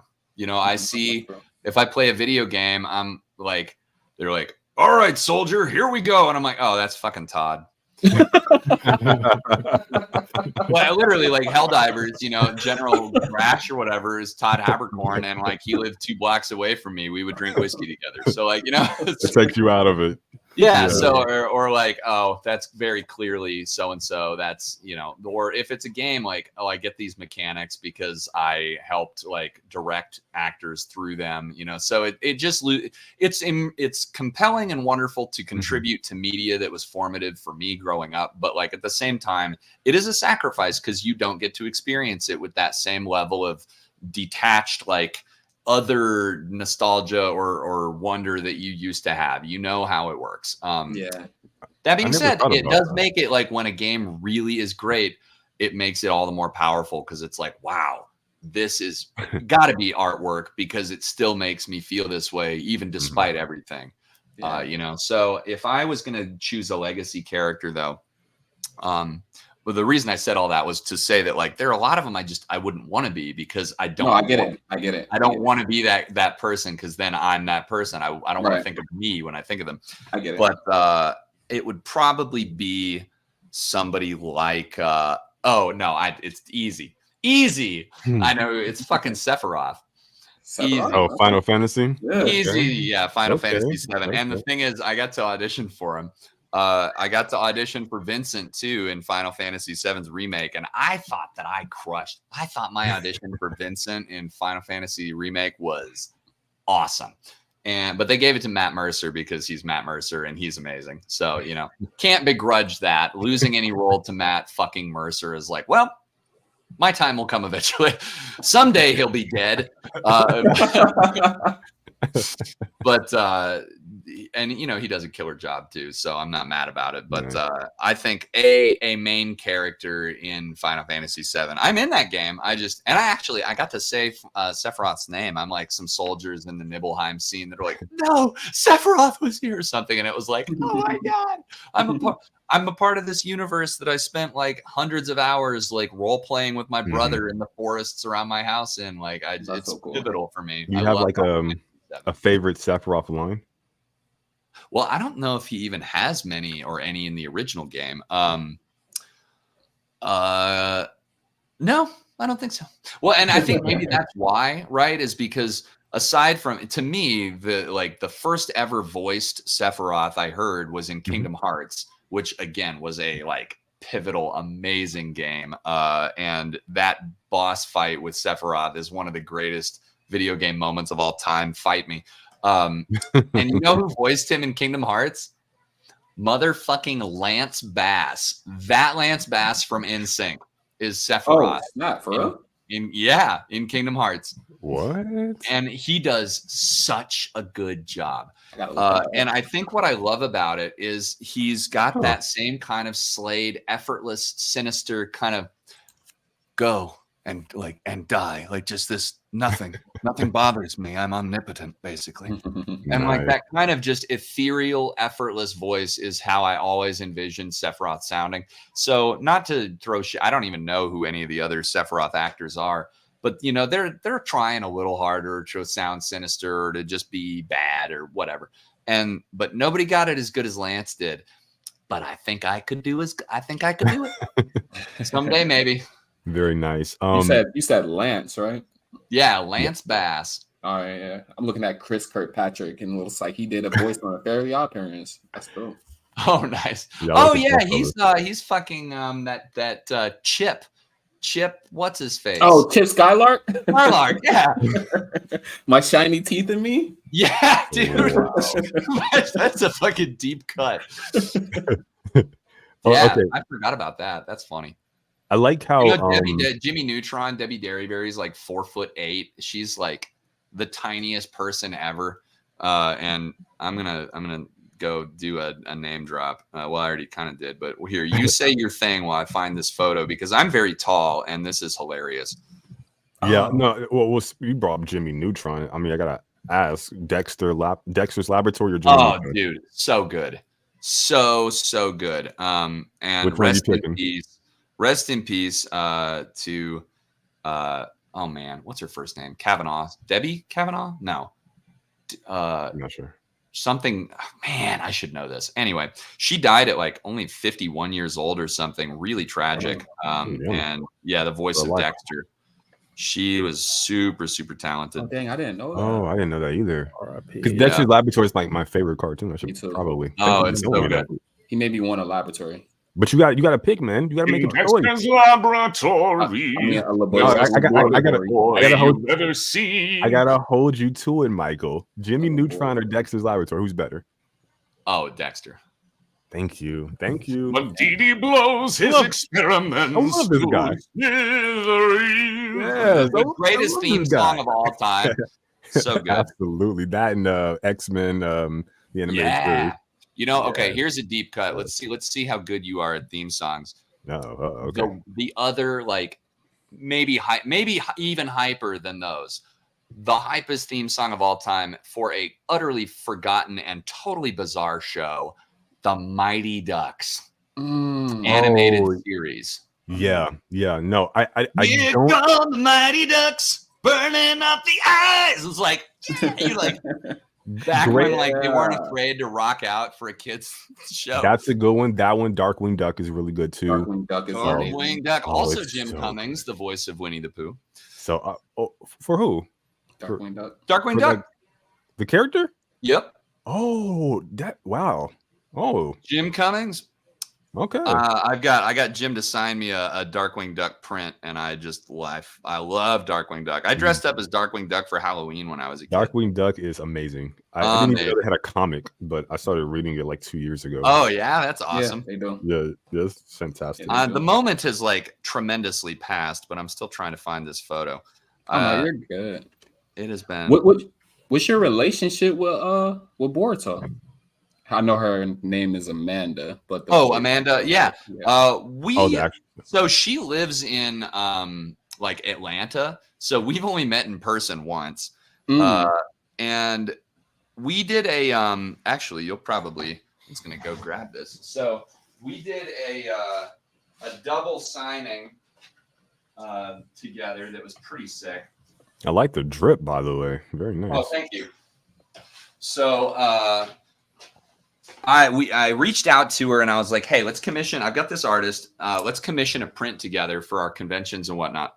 And then I'm going to have 50 of them printed up and mailed to me. I'm going to sign them. I'll mail them to you and you do the same. Have them printed, signed to you, send them to me. And then when we go to conventions, we'll have like limited edition, double signed print of the two brothers. And so got this holographic print put together. Oh, wow. Of the brothers. But then she signed 50 of them over there and sent them to me, and then I signed 50 of them, and so now when we go to convention or whatever, give me I want it. Give it to me. No, very nice. So super stoked about those. So that we got a good relationship. We were actually texting today, mostly bemoaning the fact that like everything is so dead right now. It's really slow in the industry. So unfortunate. Does that like inspire you to kind of create your own thing? Like do your own like YouTube? I do so much. You know, I'm doing my music stuff. Big into photography. I'm mostly like I don't know, anybody that follows me on any social media knows I call myself the Sand Wraith, and I'm constantly out in the wastelands. I love like riding my dirt bike, hiking. I love being out in nature. I'm big into photography. And so I constantly just trying to find things that are not this meat grinder of an industry to, you know, pursue and whatever. So I think you would be fantastic with your own podcast. The thing is, I have love to hear from you. Way too many ventures that are time consuming and not profitable. So I need things that make me money instead of things that don't make me money. So I've been doing a lot of teaching as well. And just I love creating, I love music, whatever. Where's this fucking picture? I'm gonna lose my mind. It's been like 10 minutes already. I keep getting distracted. But oh well.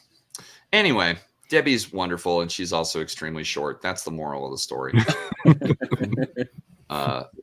R.I.P. Anyway, so I probably got to let y'all go. I got to go eat some dinner because I've had one muffin and some Adderall today. So, do you have anything coming up? I know you said all the things that you've done are kind of already out, but any potential projects?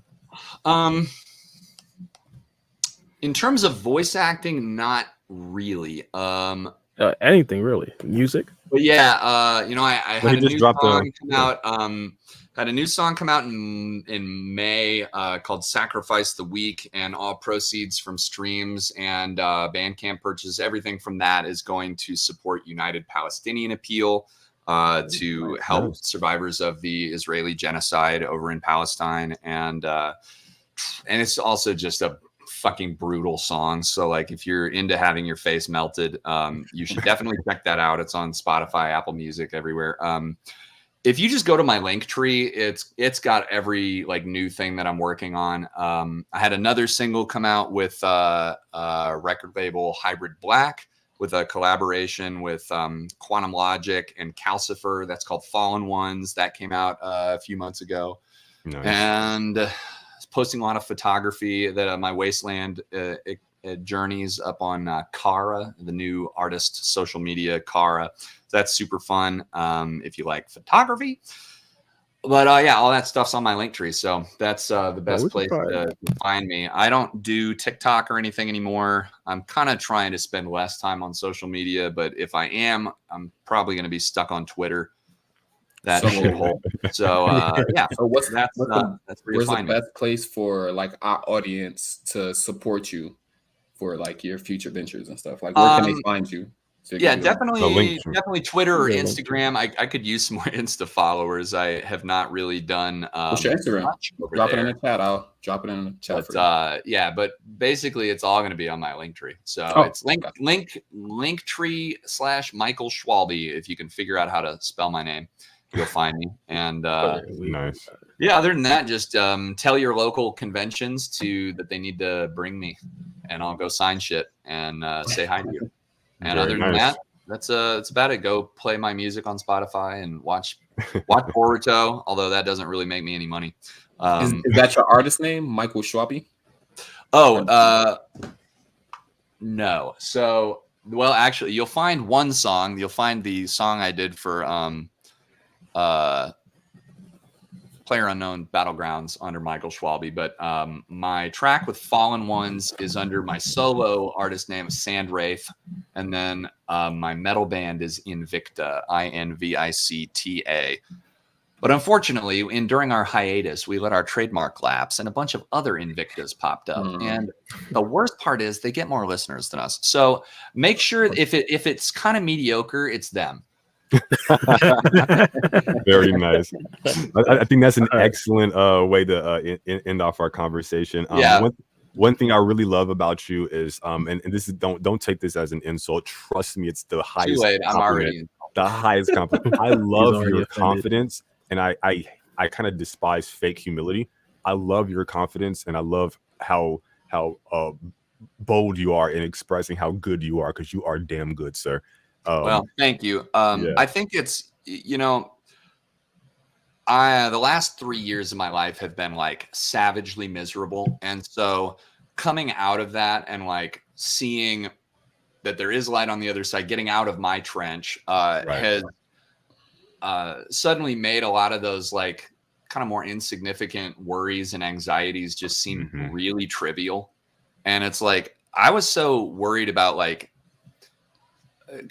stuff that's ultimately pretty irrelevant or ephemeral, like stuff that now I can't even remember, having come through some stuff that's like actually dramatic. And so it's like, well, if I'm gonna now try to live a life that's for myself and not like a selfish life, but like put your mask on yourself before you put it on others. Right. You like lead by example. Like, how can you be self-actualized if you don't even know who you are, or how can you help other people to do that? So I guess it's not so much as a confidence as it is just I stopped giving a shit about shit that doesn't matter.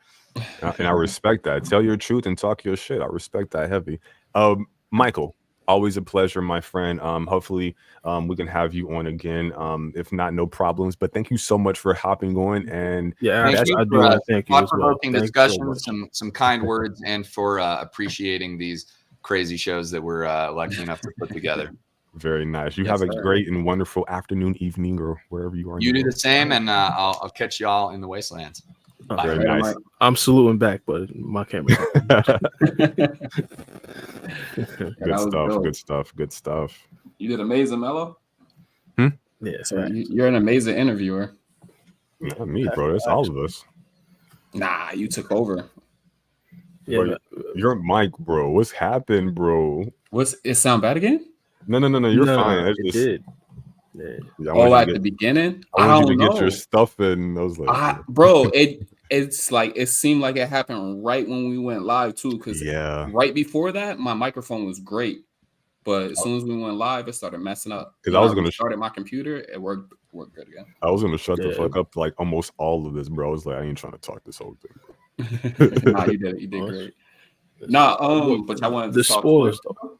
Yeah, we can transition. Yeah. All right. So everybody here's seen the spoilers. Make a whole nother one, or you just want to keep on going with this one? Okay. No, we can keep. I believe we can keep going with this one. Might as keep the same viewers. All right, for sure. So, the Boruto 2 Blue Vortex Chapter 14 leaks have dropped. Some translations are out, even though they're a bit head ass. Okay. But because one of them mentioned Sasuke's father, I'm sure Fugaku is not alive. He's not back. But wait, hold on. Wait. Was this one of the? This is a translation. Yeah. Or like a rundown for what the chapter is. There is like a better version where it's like you see the actual panels and you actually get to see the panels plus the words. Did you see that one? Like I don't know if they have the Sasuke's father one on that one. It's like different translations. That's all I was asking. I saw one like a couple days ago that they had Code and he was taking out Nishi, bro. I thought it was real. Yo, that'd be fire, bro. That's what I said. I was like, that would be so fire. Now we got there's like Boruto's Lord 7th. I'm like, bro, enough, bro. Like, what is it? But yeah, we got like the Sand getting attacked.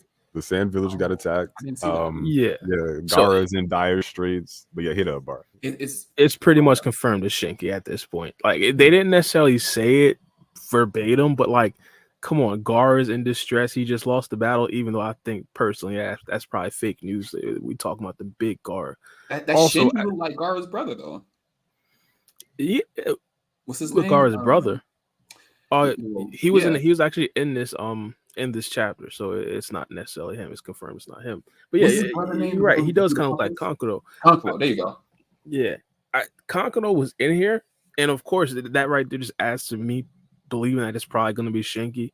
Kankuro was turning up. I didn't fully see like the full like spoiler, at least the ones that I just put in Discord. I kind of seen like the bullet points with I think Boruto spoilers kind of tweeted out some spoilers. But I do want to see specifically what he was talking about. But yeah, so I actually do believe it's Shinki. I think it was like a moment in time where people thought it could be Naruto. It could be other guys. Me personally, I thought it was a possibility that he probably wasn't going to come to fruition at all because with Kashin Koji, not all of his future sites actually do come through fruition. But it turns out that this one actually did. I'm trying to see how OP this guy is because imagine Otsutsuki level like Iron Sand. Like that just sounds crazy. Facts, for sure. Nah, I didn't see the panel with Shinki. I was looking on Twitter before we started the pod so I can be ready, and I didn't see Shinki. All I saw was a dude that looked like Kankuro. Nah, that's that. Well, we don't know for sure if it's Shinki yet, but it's both. I'll send you the I'll put the panel in Discord that has both Kankuro and this guy. How you feel about Boruto getting his face beat in though? To be honest, I didn't even really get to see that yet. To be honest, I just seen what Mello seen. Just like descriptions of it. But yeah. I seen the spoiled images of Boruto getting punched and like him leaning over like that elite screen grab. But I never really seen the context behind it. Was it Ibiki that was beating his face in? Yeah, that's what they said. Oh yeah.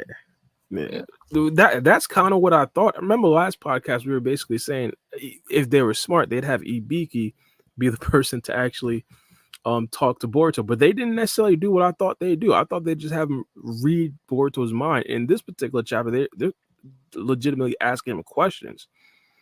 Yeah, and this right here also gives Ada the ability to pretty much peek in. If Ibiki was doing the original stuff, like just reading Boruto's mind, I don't think Ada would have had the ability to actually get to see what they were talking about. Right. Ibiki, he's the dude that was doing the interrogation in Naruto, right? Yeah, the one with the scar on his face. Yeah. Yeah. I do want to see I was looking at some of the spoilers too, and like people was commenting on how big Boruto looks and like all the panels and stuff. Like he's gotten way taller and shit. Did you notice that? Yeah, pretty much. Yeah, we kind of noticed that early on, like in early chapters. My guy got super tall. Another thing that I'm looking at though, it looks like Mitsuki freed Boruto. Now we know what Boruto. Yeah, that's what they said. They said that the snake bit the cuffs off or something. Yeah. He attacked Boruto in Sage mode, and then one of the snakes pretty much let my guy go. Mm-hmm. Now, supposedly Mitsuki said it was the directions from Shikamaru. Mm-hmm. Wait a second. Chat. This is damn near like a first impressions. I ain't gonna lie. What? Damn near like a first impressions. Well, I'm going through this. Wait, what happened? Oh, shout out to Apex Calibre. He shot us a donation. He said I think it looks more like Gaara than Shinki. You think so? Shinju. The only reason why I would say it could be is because we know for a fact that Gaara did actually have a fight already. Mm-hmm. So it could be that, and again, because my guy Gaara, I'm always believe that he didn't lose a fight fair and square. Let's be honest, he probably got jumped. He probably got manhandled by 2 or 3 of them Shinju plus another Otsutsuki member just in the back, just for some help. You never know. But if Gaara did actually lose to one of these Shinju or even like a Clawgram, it would make sense because 9 times out of 10, I haven't really been seeing him kill people, like except for Jura with Inojin. And he's not even dead technically. We've seen this in this chapter. They're just turning people into trees. So like, if it's confirmed that Gaara already fought, then yeah, it's definitely possible. But the only thing is, this guy doesn't look anything like Gaara. Like that's the only thing. Yeah, he said he said just the marks under the eyes that suggested Shinki. So yeah, that's true. That's true. Who would you prefer, Shinki or Gaara? I prefer Shinki. Gaara is my guy. Why would I want my guy to turn into a tree? But I think the thing with Shinki, I have like the Neji idea with Shinki. Neji was so good of a character that I believe he was wasted being a good guy because in Shippuden he never really had that much scenes, and I feel like Shinki could possibly be going down that route where his character is so elite for the actual role, or is too elite for the role that he is casted for currently. Like he's just in the Hidden Sand Village being wasted away. We don't even know about his progressions. We don't even know if he's a Jonin at this particular point. So like, I feel like if he was a villain, he'd have more impact in the series. And because I like the character so much, I choose the role for him that would have more impact on the series, even if it's like a lesser desirable role like a villain or something like that, or like a Shinju. So like, I like it. I like it even more if like, hypothetically Shinki doesn't actually die after this. He does have like more roles, but I'd like it. Again, with Gaara, I feel like Gaara is already out of the storyline. In my personal opinion, I just wouldn't necessarily want to see Gaara take L's. That's my GOAT. But I wouldn't mind Gaara either, but I think that Shinki would make more sense, especially being like a new generation series. Yeah, I wouldn't mind seeing Gaara as one of the Shinju though. Like it would help develop Shinki's character if you didn't want to make him a villain. Like if you just wanted to have him go against his father in order to bring him back or save him or whatever, that can add, more structure to his character. Yeah, for a fact. Yeah, I would like to see Shinki and Gaara go at it. Regular Sand versus what is this sand called? Iron Sand?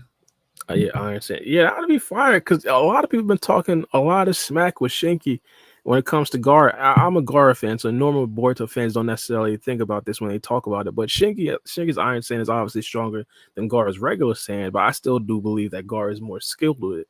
than Shinki, even though hypothetically or technically you could say that Shinki knows everything Gaara does, but I don't know if he knows how to use it the way that Gaara does know how to use it. Similar to how Sasuke taught Boruto all the Uchiha techniques, quote unquote, but he still told Boruto you still have to practice it because it hones your ability to actually use the ability. So I think it's kind of like that, where Gaara has honed his skills more than Shinki to where he could potentially be stronger than him.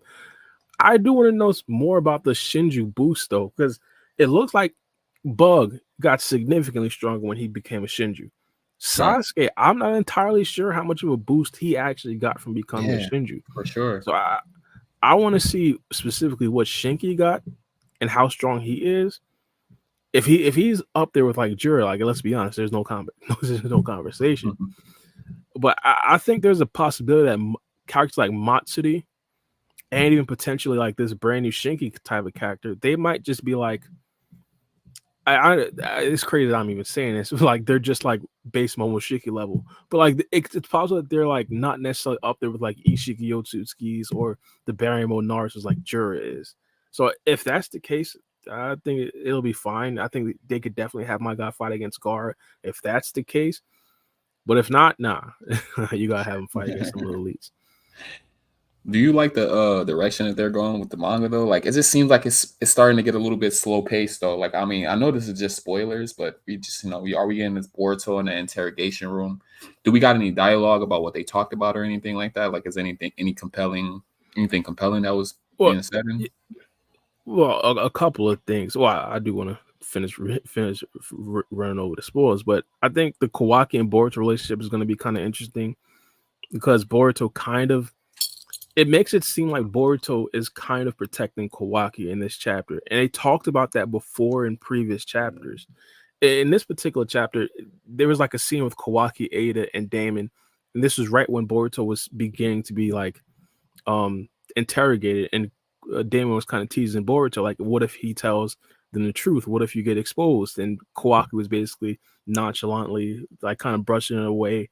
He was saying some real stuff that I do want to talk about. I'll probably even make a video about it. But like it basically made it seem like he was wary of Boruto telling everybody. And in this particular chapter, it doesn't look like Boruto tried to like out Kawaki. And a couple of chapters ago, they made it in chapter 7, I believe. Shikamaru made it clear that Boruto is going to have to remain like the villain at least temporarily. And Boruto agreed. Like Boruto he kind of wants to stay the villain to kind of protect Kawaki.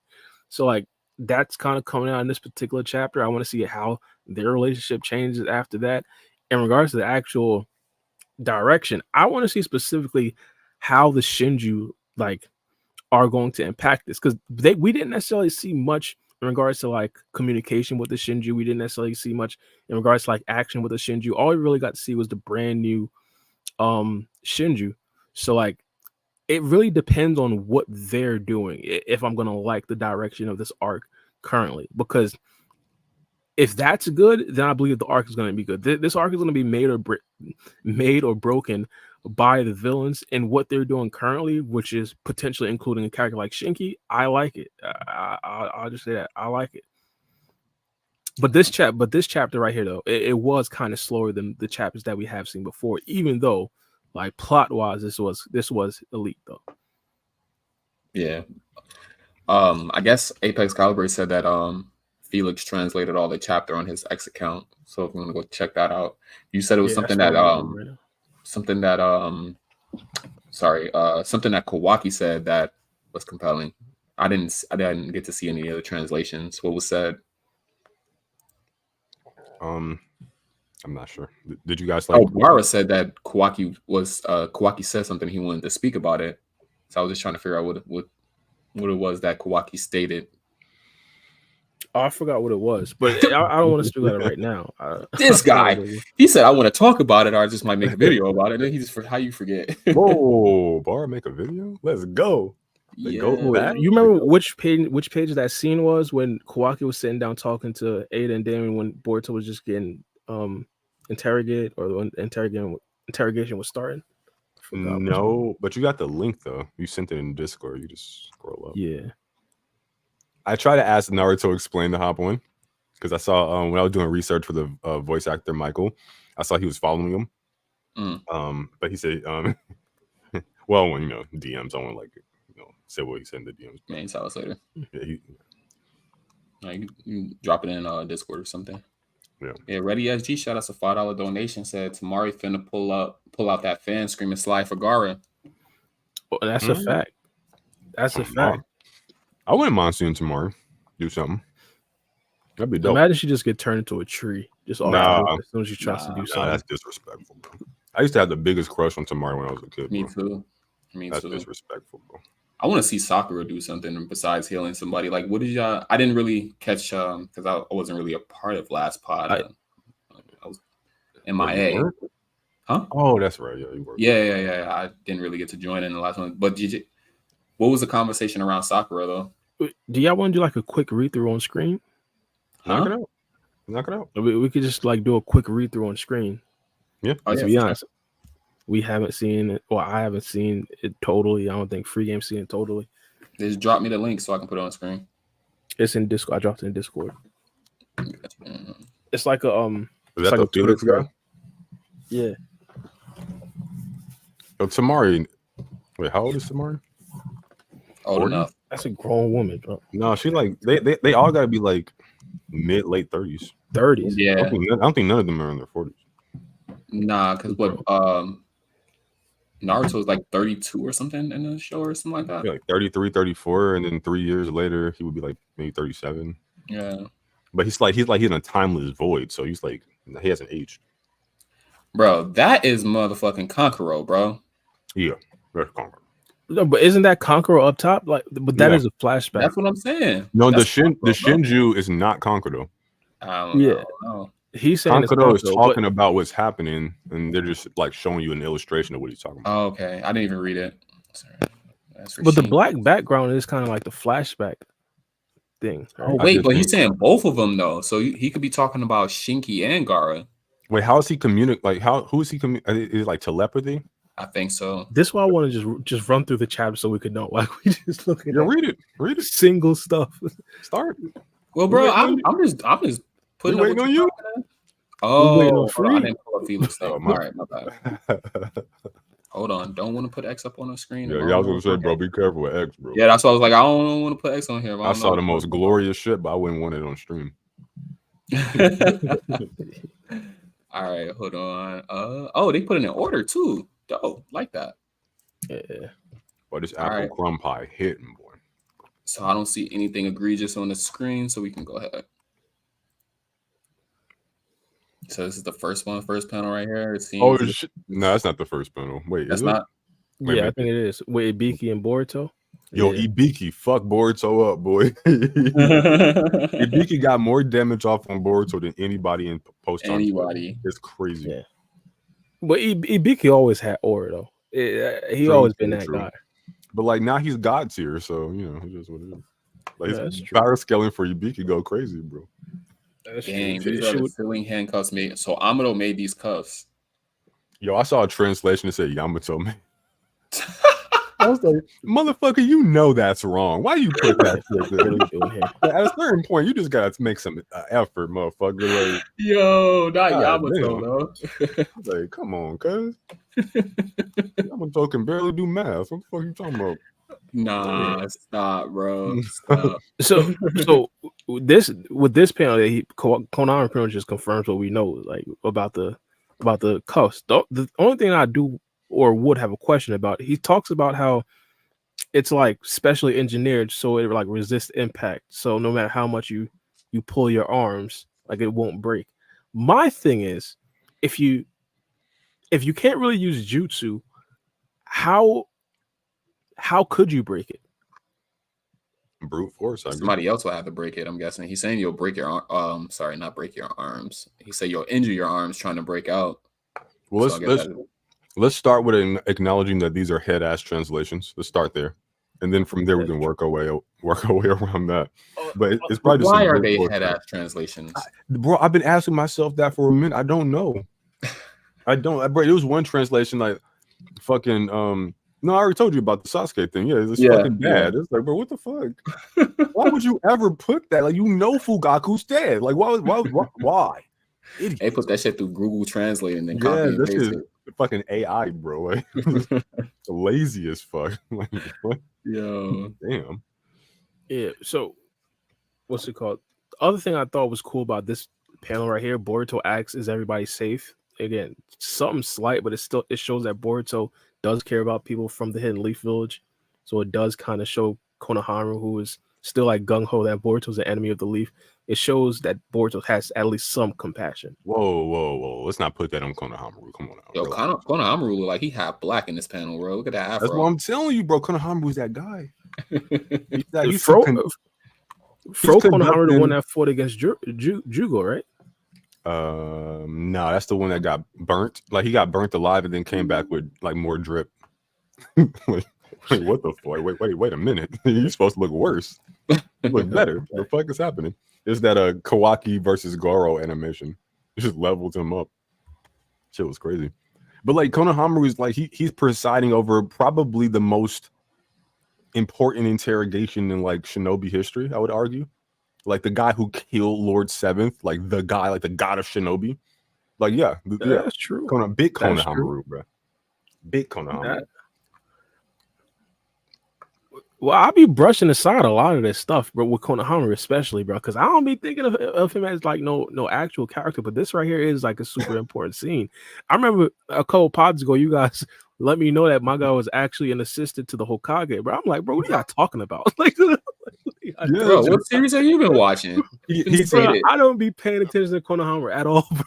Bro, I'm the only. I gotta hold it down for my like. He's the only. He infused nature release in a Rasengan. Minato, where are you at? Bro couldn't even do that, bro. Minato's dog shit, bro. Oh man! Oh no, you can't. You know, the next page is where we see he created the jutsu, bro. Nah, bro, Kawaki, bro. Nah, bro.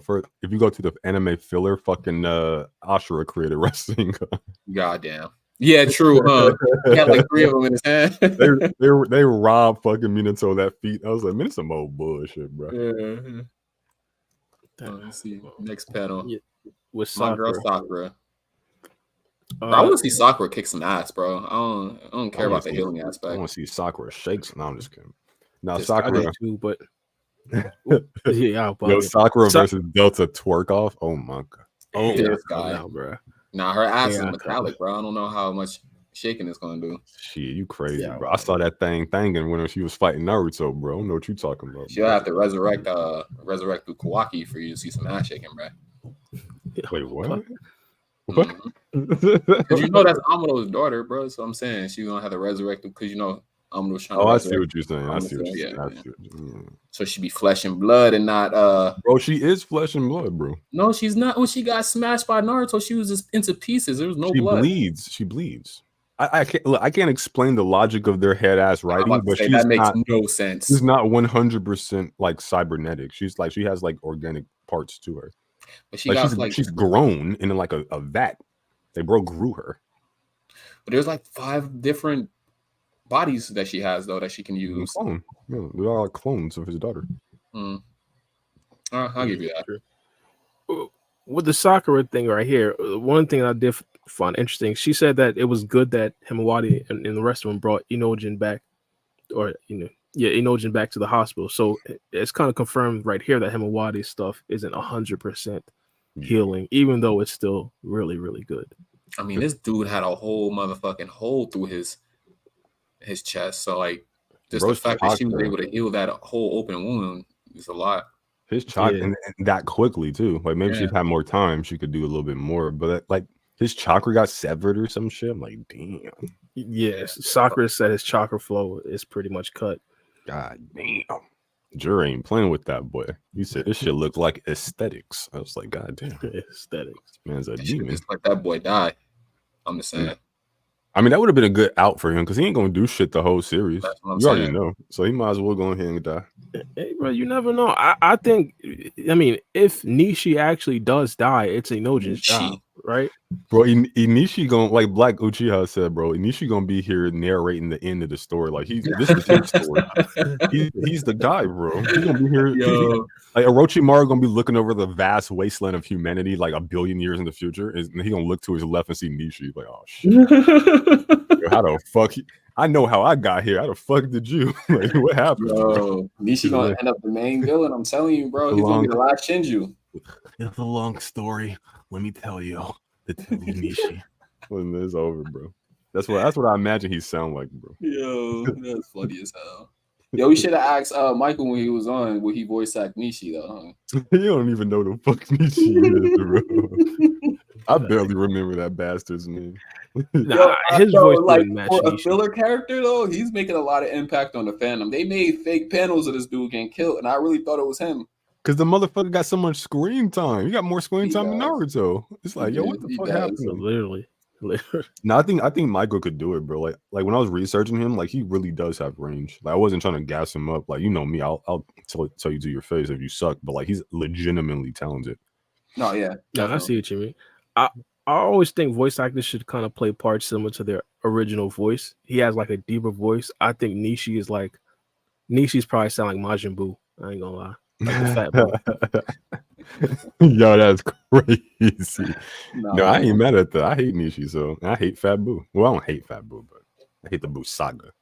Yeah, facts. But the next couple of panels, that's when Boruto starts to get what's it called? Interrogated. Yeah. It shouldn't be on that tweet. On that tweet. Alive? AKA his ass beat.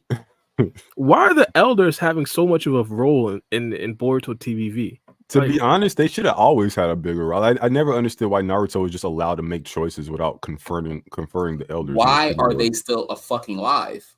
Well, they're not that old though. Bruh, if you're sitting there and you're awake but your eyes are closed, you're old. Chill, bro. Yo, what about Brock? At my president, bro. What about Brock? What about Brock, bro? What about Brock from Pokemon? Brock is different. That's different. Brock a brother. Everybody still claiming he's black. That brother is not black. That brother is not black. Oh man. So what's going on in this panel right here? Well, then Boruto, finally we can talk. There are a lot of things I want to ask you. Those guys who attacked the Leaf Village, who are those guys? Wait, who's asking the question? Is it the elders or is it Konohamaru who's asking the questions? I'm guessing that's Konohamaru, right? Well, I'm not even entirely sure. Yeah, it's Konohamaru. What I was thinking was maybe the elders are like in a Skype call in the interrogation. Like they're talking to Boruto too. Right. Those voice bubbles are usually shown for like a call, but I don't know who's calling. Like who's on the other line. They're probably just. I'm guessing they're just listening into the interrogation. Yeah, there you go. Yeah, it's probably listening with Jinx. Yeah, like well, just for chat, like they're old, but like these characters have like magic and shit, like chakra, like they have magic. So what have they ever done? I have never seen the elders do nothing but sit there and talk shit. No, these are the two people. Like when Toby Rama was about to go to his death, and he told like, "Yo, Hiruzen, you're the Hokage." Hokage, by the way. Right. Second. Yeah, like so they were in his squad, and they were like there when Hiruzen got christened the third Hokage. Okay. Another reason why they shouldn't be alive right now. That's they're old as fuck, but they're like ancient. But they're not like that old. Like you got like 1,000+ year characters like Kurama, the Otsutsuki. Like relatively speaking to like the top tiers in age, they're like not that old. That's like a whale living 500 years old, and you're like, oh well, he's 90. He's not that old. We got whales. It's like a tortoise. Like tortoises live for like fuck ton. Like it's not it's not old for like it's old by our standards, but like they got magic and shit. Like I don't know. But I ain't gonna hold ground for the fucking elders. Fuck them. Like they assholes. We on page 5 for free. Like I'll always wonder how did they even get to that prestige position to be the elders of the village and like call shots like that. Like what did they do? Well, they were hooked up with. They were there with Danzo. Like I said, like when Hiruzen became Hokage, like they're in they were the next generation that would like take over the Leaf. Kind of like how Shikamaru and them are the next generation. That's what they were to like Toby Rama. So like they had like prestigious positions.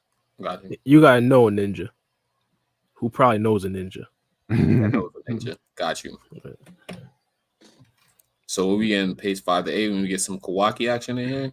Ain't no action. Oh yeah, this is the scene. Might punch my girl in the eye or something. Yo, where Michael? Read this, Michael. Read that dot. Yo, it would have been dope. We should have had him like, yo, we go to. Nah, see, I was gonna do that, but I was like, he might have that's contractual. For. Yeah. That's not. We got my guy out here doing free labor. Yeah, that's not professional, bro. Like, oh, can you read this? Can you read this? The same thing. Yeah, that's why I didn't do that. Yeah. I wanted to, but yeah, me too. But I was thinking the same thing too. Like he's hopped on here for free. I ain't gonna make the dude do free labor. the closest I came to was like trying to get him to give us like adult Kawaki voice, but he's like, it'll sound the same. Like, fuck. Oh, you try to sneak it in there? Yeah, I tried to sneak it in there. Yeah, he caught on. Yeah, I was gonna let him know that would probably even be better because again, the biggest criticism for his child voice is that he sounds too adult like. So like if you just start voicing an older Kawaki, they'll probably just match. Maybe. Yeah. I don't know. I was watching like because Little I bit haven't deeper. really watched too much of the dubbed episodes because I watched all the sub episodes and it's just like rewatching the same thing over and over again. I don't think his voice sounds too adultish for Kawaki because Kawaki doesn't even seem like a child, even though Boruto and everybody else are children. He seems like just the way he presents himself. He seems like more like teenage. Like he seems like he's older than them. Maybe it's like just the shit he's been through. He's he is 2 years older than him. Yeah. Oh, he's 2 years older than them. Okay, Or so, somewhere around there. man. So like he gives me like teenage vibes. Like I know that's still a child compared to us and stuff like that, but like not a kid, you know. Yeah, like Boruto's like what, like 15, 16 now, going on 16. Kawaki should be like 18, going on 19 right now in TBV. Got you. Yeah, true. Grown ass man. Yeah. Got beat up by a little boy. That's crazy. I think 8 is kind of crazy, bro. Then I think about, imagine when you was 18, 19, you got your ass beat by the local 15-year-old. It's like Cat Williams. Yeah, that shit is embarrassing. Hey, but you can't call Boruto the local 15-year-old. You got beat up by the 15-year-old that was boxing for 4 years and shit. Maybe, bro. Doing wrestling and all that type of shit. It's season. Yeah, 8 or 19 talking about some Boruto, let's talk. Like, yo, chill. You a cougar now. You gotta relax. That's a child. Okay. Yeah, wow. I mean, so with this panel right here, the thing that I do find interesting is the fact that they're doing all this in the open. I talked about this already, and Ada's just sitting there, just allowed to monitor all their interrogations.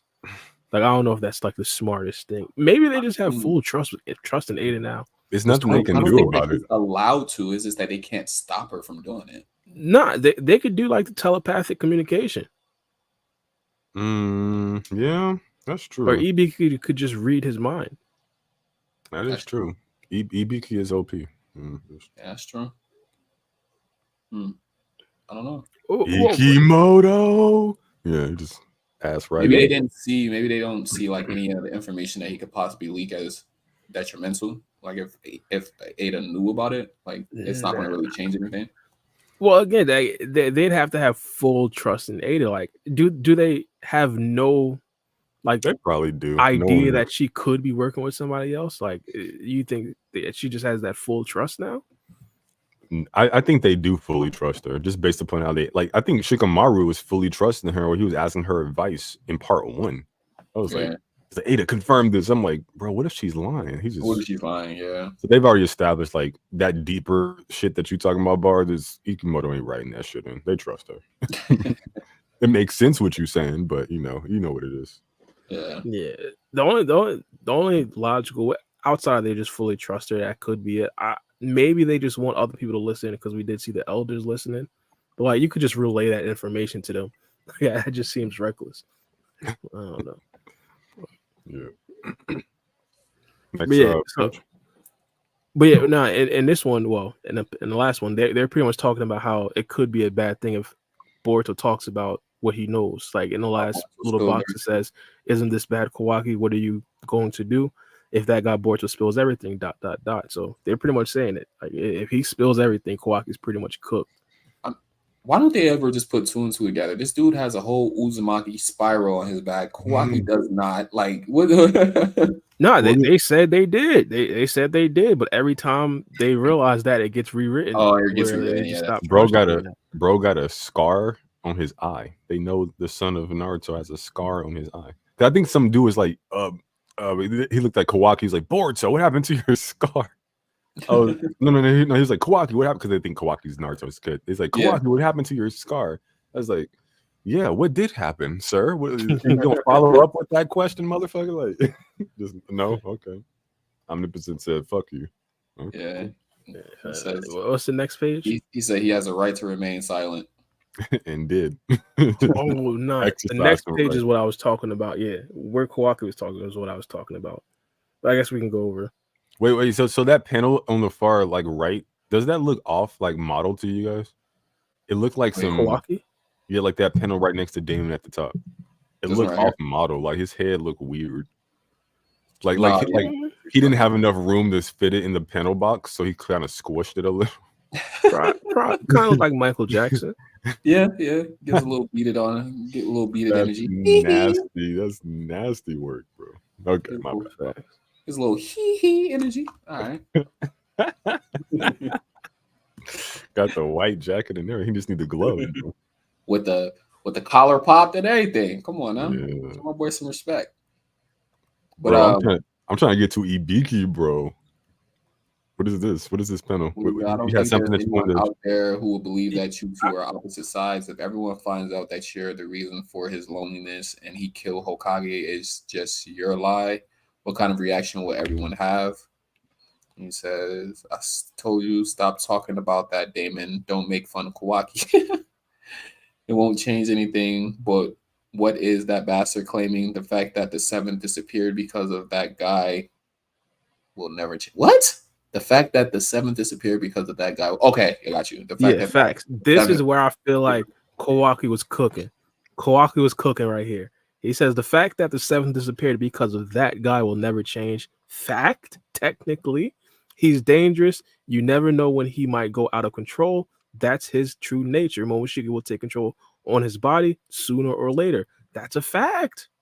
That's a fact. I know it's like fact, even because Momoshiki said he wouldn't be able to no more though.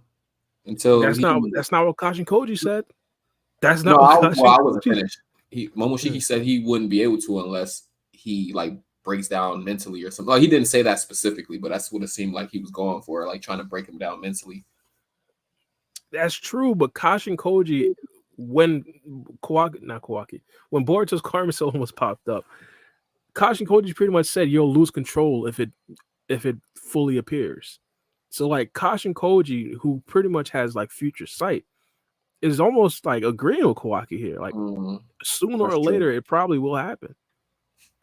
So does that justify Kawaki's actions? It depends. If you're looking at the overall metrics of it, now that we know for a fact that if Boruto does die, the world ends. Like, even that macro, we don't know if the world ending is actually a good thing. So we don't even know if it's justified, to be honest. Like, we can't even tell. But as of right now, what I would say is it's not justified because we have the outcome already that if Boruto dies, the world will end. And because we don't know anything past that, I'd have to say it's not justified. But currently, to him, through the things that he knows, 1,000%.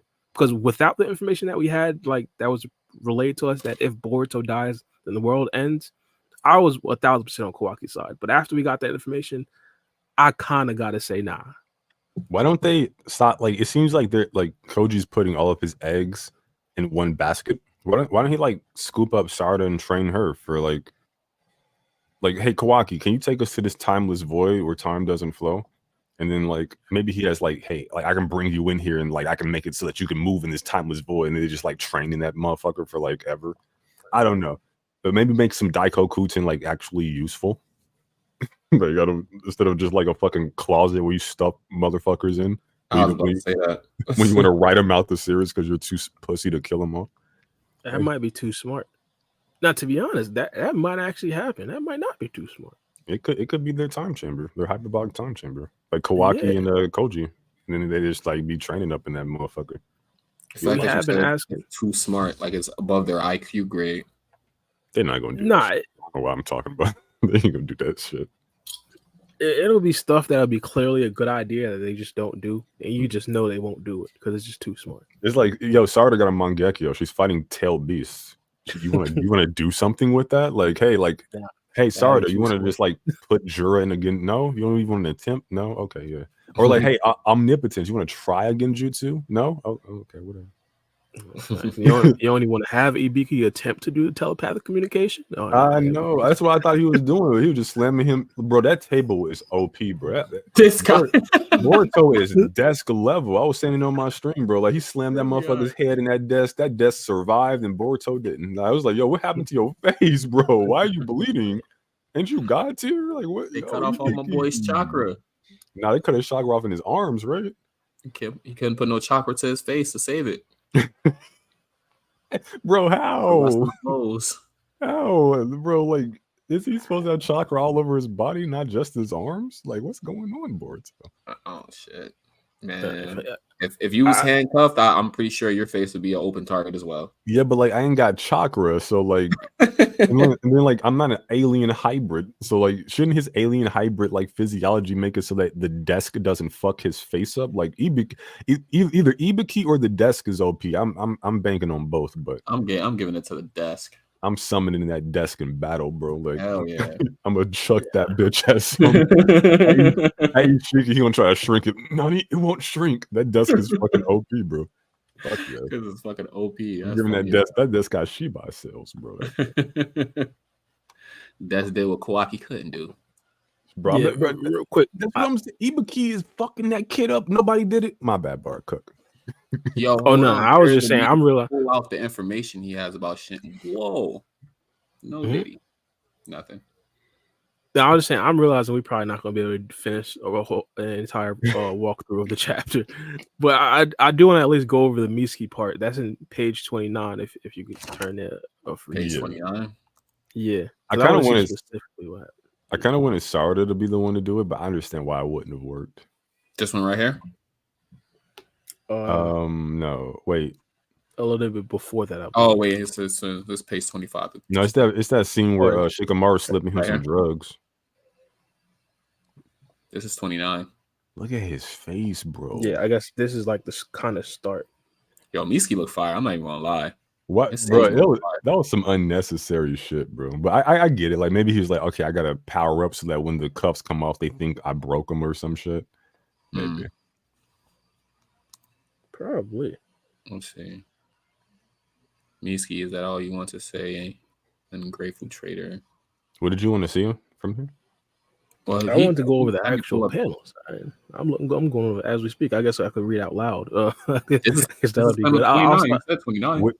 Yeah, I was reading it myself as you was going through it on the screen. Oh, my fault. I'll read it aloud. Yeah, he was reading in his mind. That's nasty, bro. Mitsuki, are you stupid? Are you still looking for? Are you stupid enough to still be looking for it? Your son. Then Mitsuki powers up.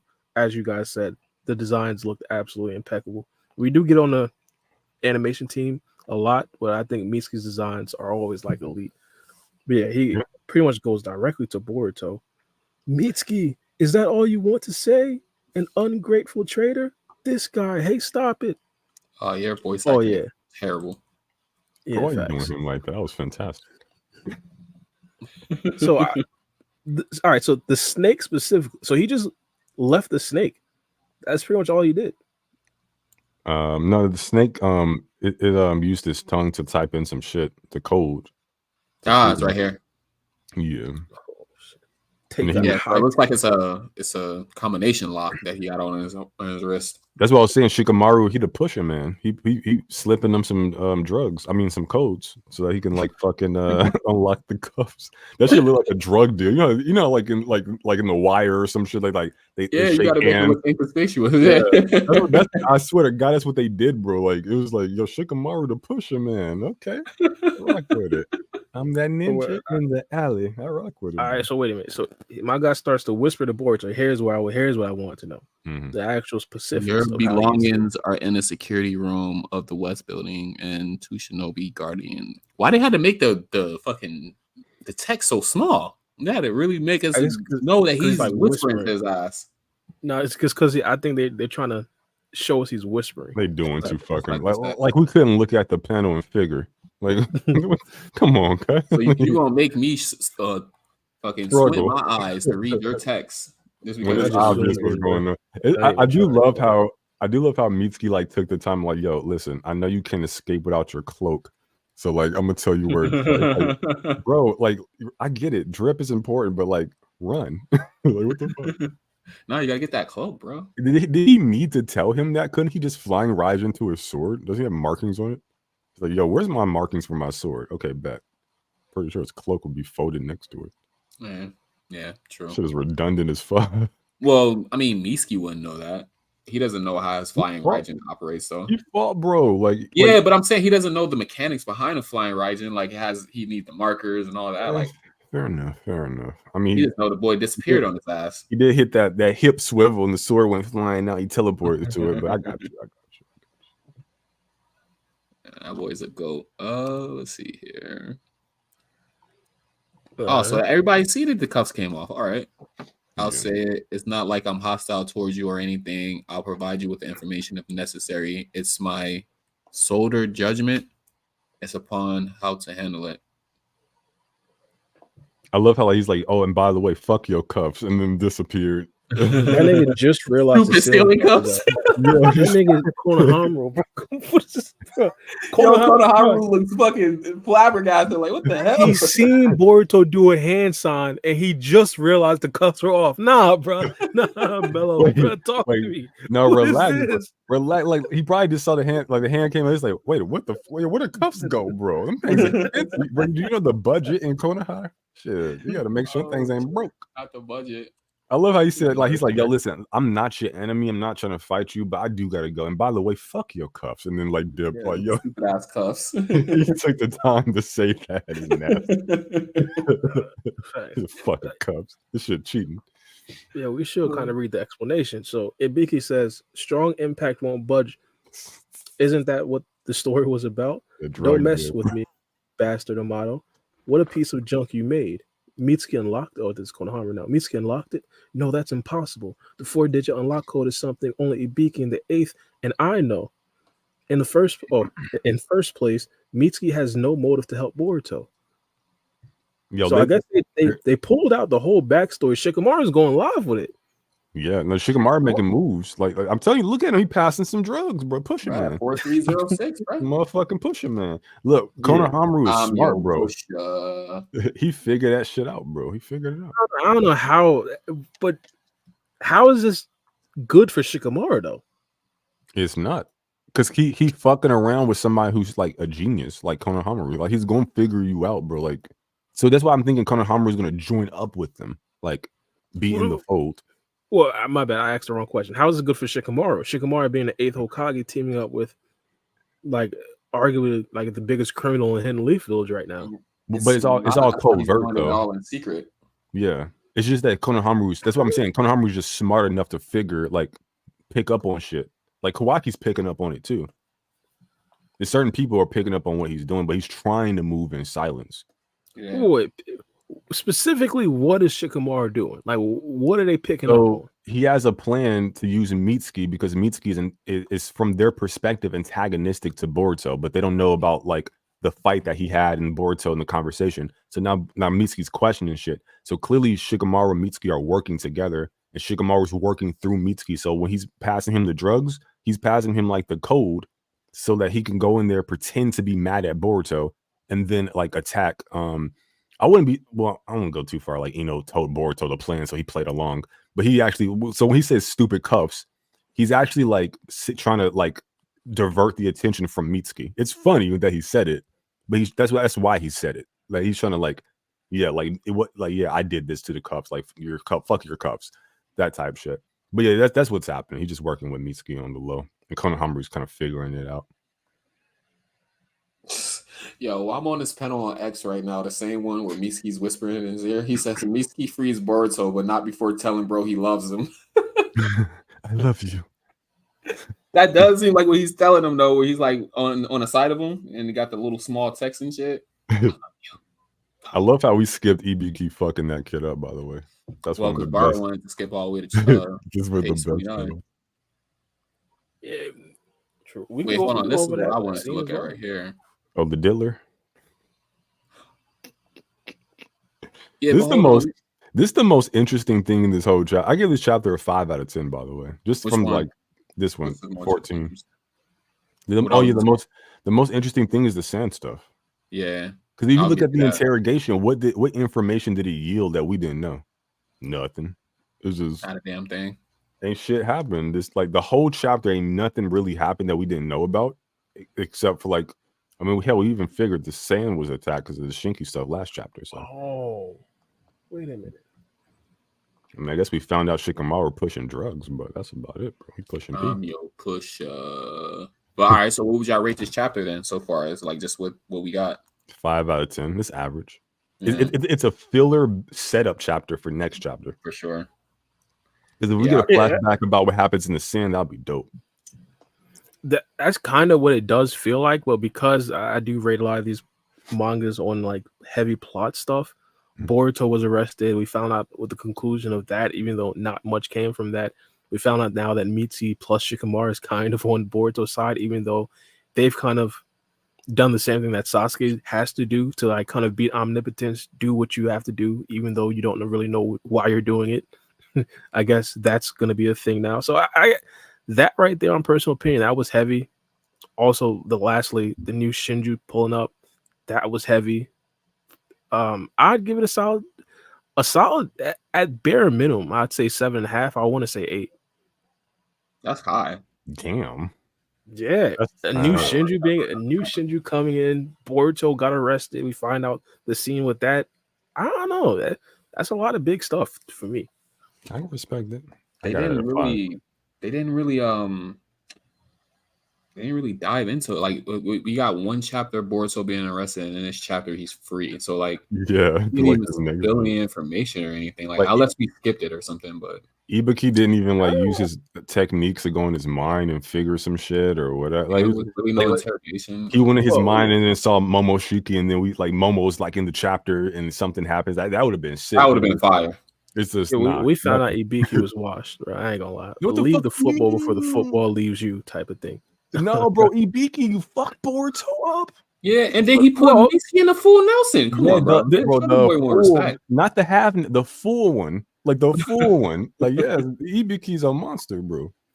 Well, yeah, in regards to that, but interrogation wise, bro, Prom Ibiki throws my guy in one hell of a genjutsu. Bro, you remember what he did to that one path of pain, bro? He didn't ask no question, genjutsu off the rip, then questions. Bro, I don't know, man. He getting soft with his old age, bro. This man is one of the best interrogators in the history of the show, bro. We gotta give him at least some respect on that, bro. I'll give it to him. Still, probably arguably still one of the best interrogators. So I'll say that.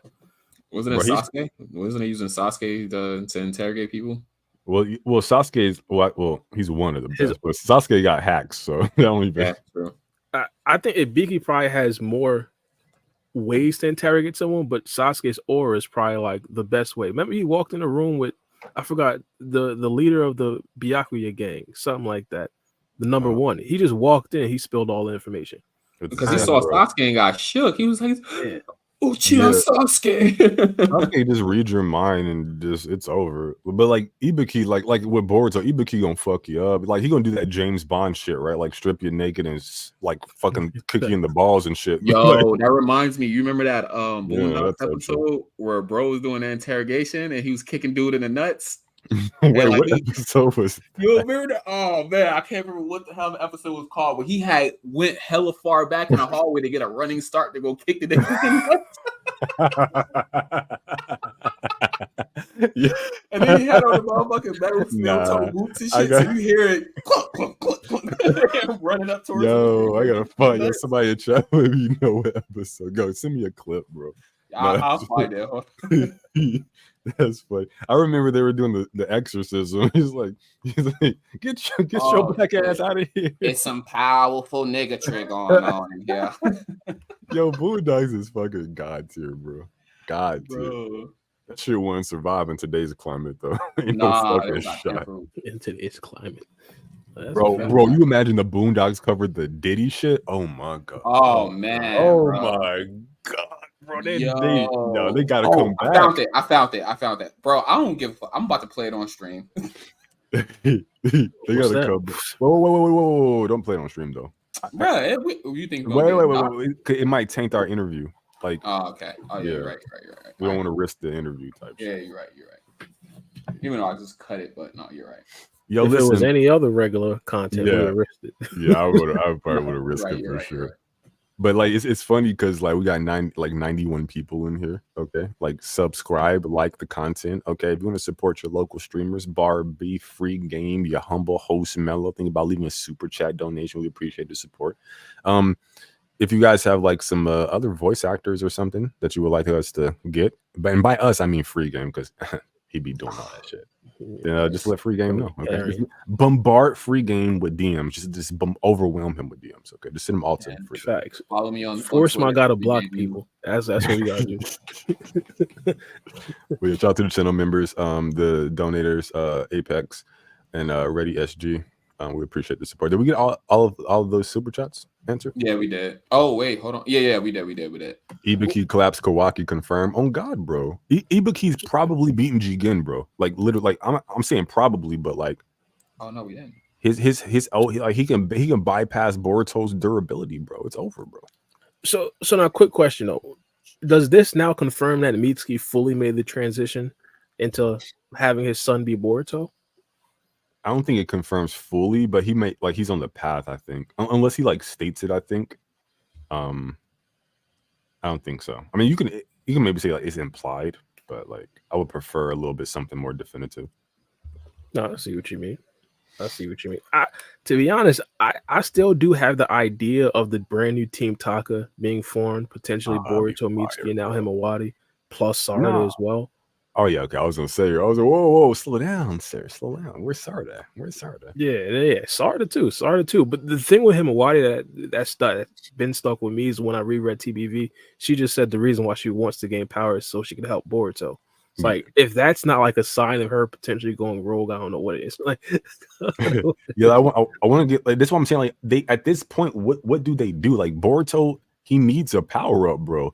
As strong as he like, he needs a power. He getting jacked around by fucking Ibiki. Like he needs to get in the lab. Like he needs to train or something, bro. Like he was put in the wrong position. I feel like if you put Boruto in the correct positions, his powers will actually like shine. Like him being handcuffed with no jutsus being available to him, just a wrong position. Give my guy Boruto an elite ninja like Sarada, an elite medical ninja like Himawari, and an elite just crash out like Mitsuki. I feel like that team could do some damage.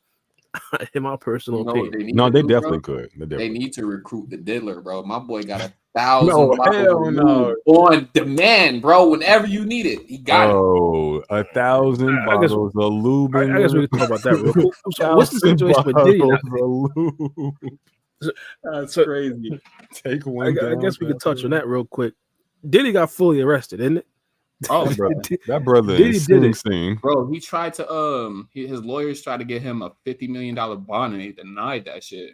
Bro, what's that place? Denzel Washington in Training Day said he gonna send them. He said, "I'm gonna have all y'all asses. I'm gonna write a case on all y'all asses." What was that? That's wherever the fuck that place is. That's where the fuck oh boy, yeah, it's over for him, bro. His whole career is dead. He on some Epstein shit. I don't think it's over for him. Honestly, it gotta be, bro. What you mean you don't think it's over for him? He forgot he was black. That's because all that money shit, all that influence, all that mogul bullshit, like that's all well and good as long as you working for them. No, I think they're gonna milk the hell out of him. Like I think he's gonna go like damn near broke fighting it, but I don't think he's gonna get prosecuted. Listen, at the end of the day, he's still black. What Jay-Z said? Rich ninja, hood ninja, light ninja, still ninja. Okay. There you go. I mean, I don't know Jay-Z. He might be new one. Nah, that's crazy. Jay-Z been at the freak off.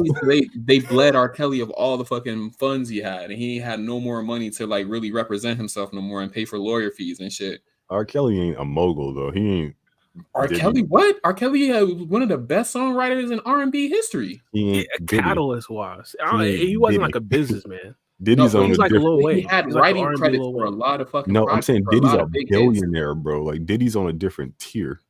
No, I understand what you're saying, but what I'm talking about is this man has writing credits for some of the biggest songs in the industry. So you would think that he was getting some type of residual income from his work being done. Maybe, but like Diddy has like Ciroc, he has like other brands outside of music. Like he's bridged the gap into other ventures. Like he's just a different beast altogether. No, yeah, that's true. I'll give you that. Even though they dropped his ass. Yeah, but I think, like I said, at the end of the day, like he think all that power, all that money gonna save him or whatever. Maybe he do, maybe he don't. But like at the end of the day, your ass is black, your hair is snappy. Okay, don't forget that shit. Don't forget it, bro. Yeah, but to be honest, even though he had to sell a lot of his stuff, sometimes that's the time you make the most money when you actually get to liquefy your assets. So like, well, he didn't have to sell anything. He just sold his yacht and his plane and his jet, so they wouldn't have a reason to think that he's going to flee. Isn't that something though? No, I'm pretty sure he had to sell some shares of like Revolt, some of his other businesses like Ciroc, because he can't. No, he can't really didn't have to. Is what I'm saying. He didn't have to do that. Oh no, he got to. He has no. To. Ciroc, that deal been over with. He hasn't had that deal in a long time.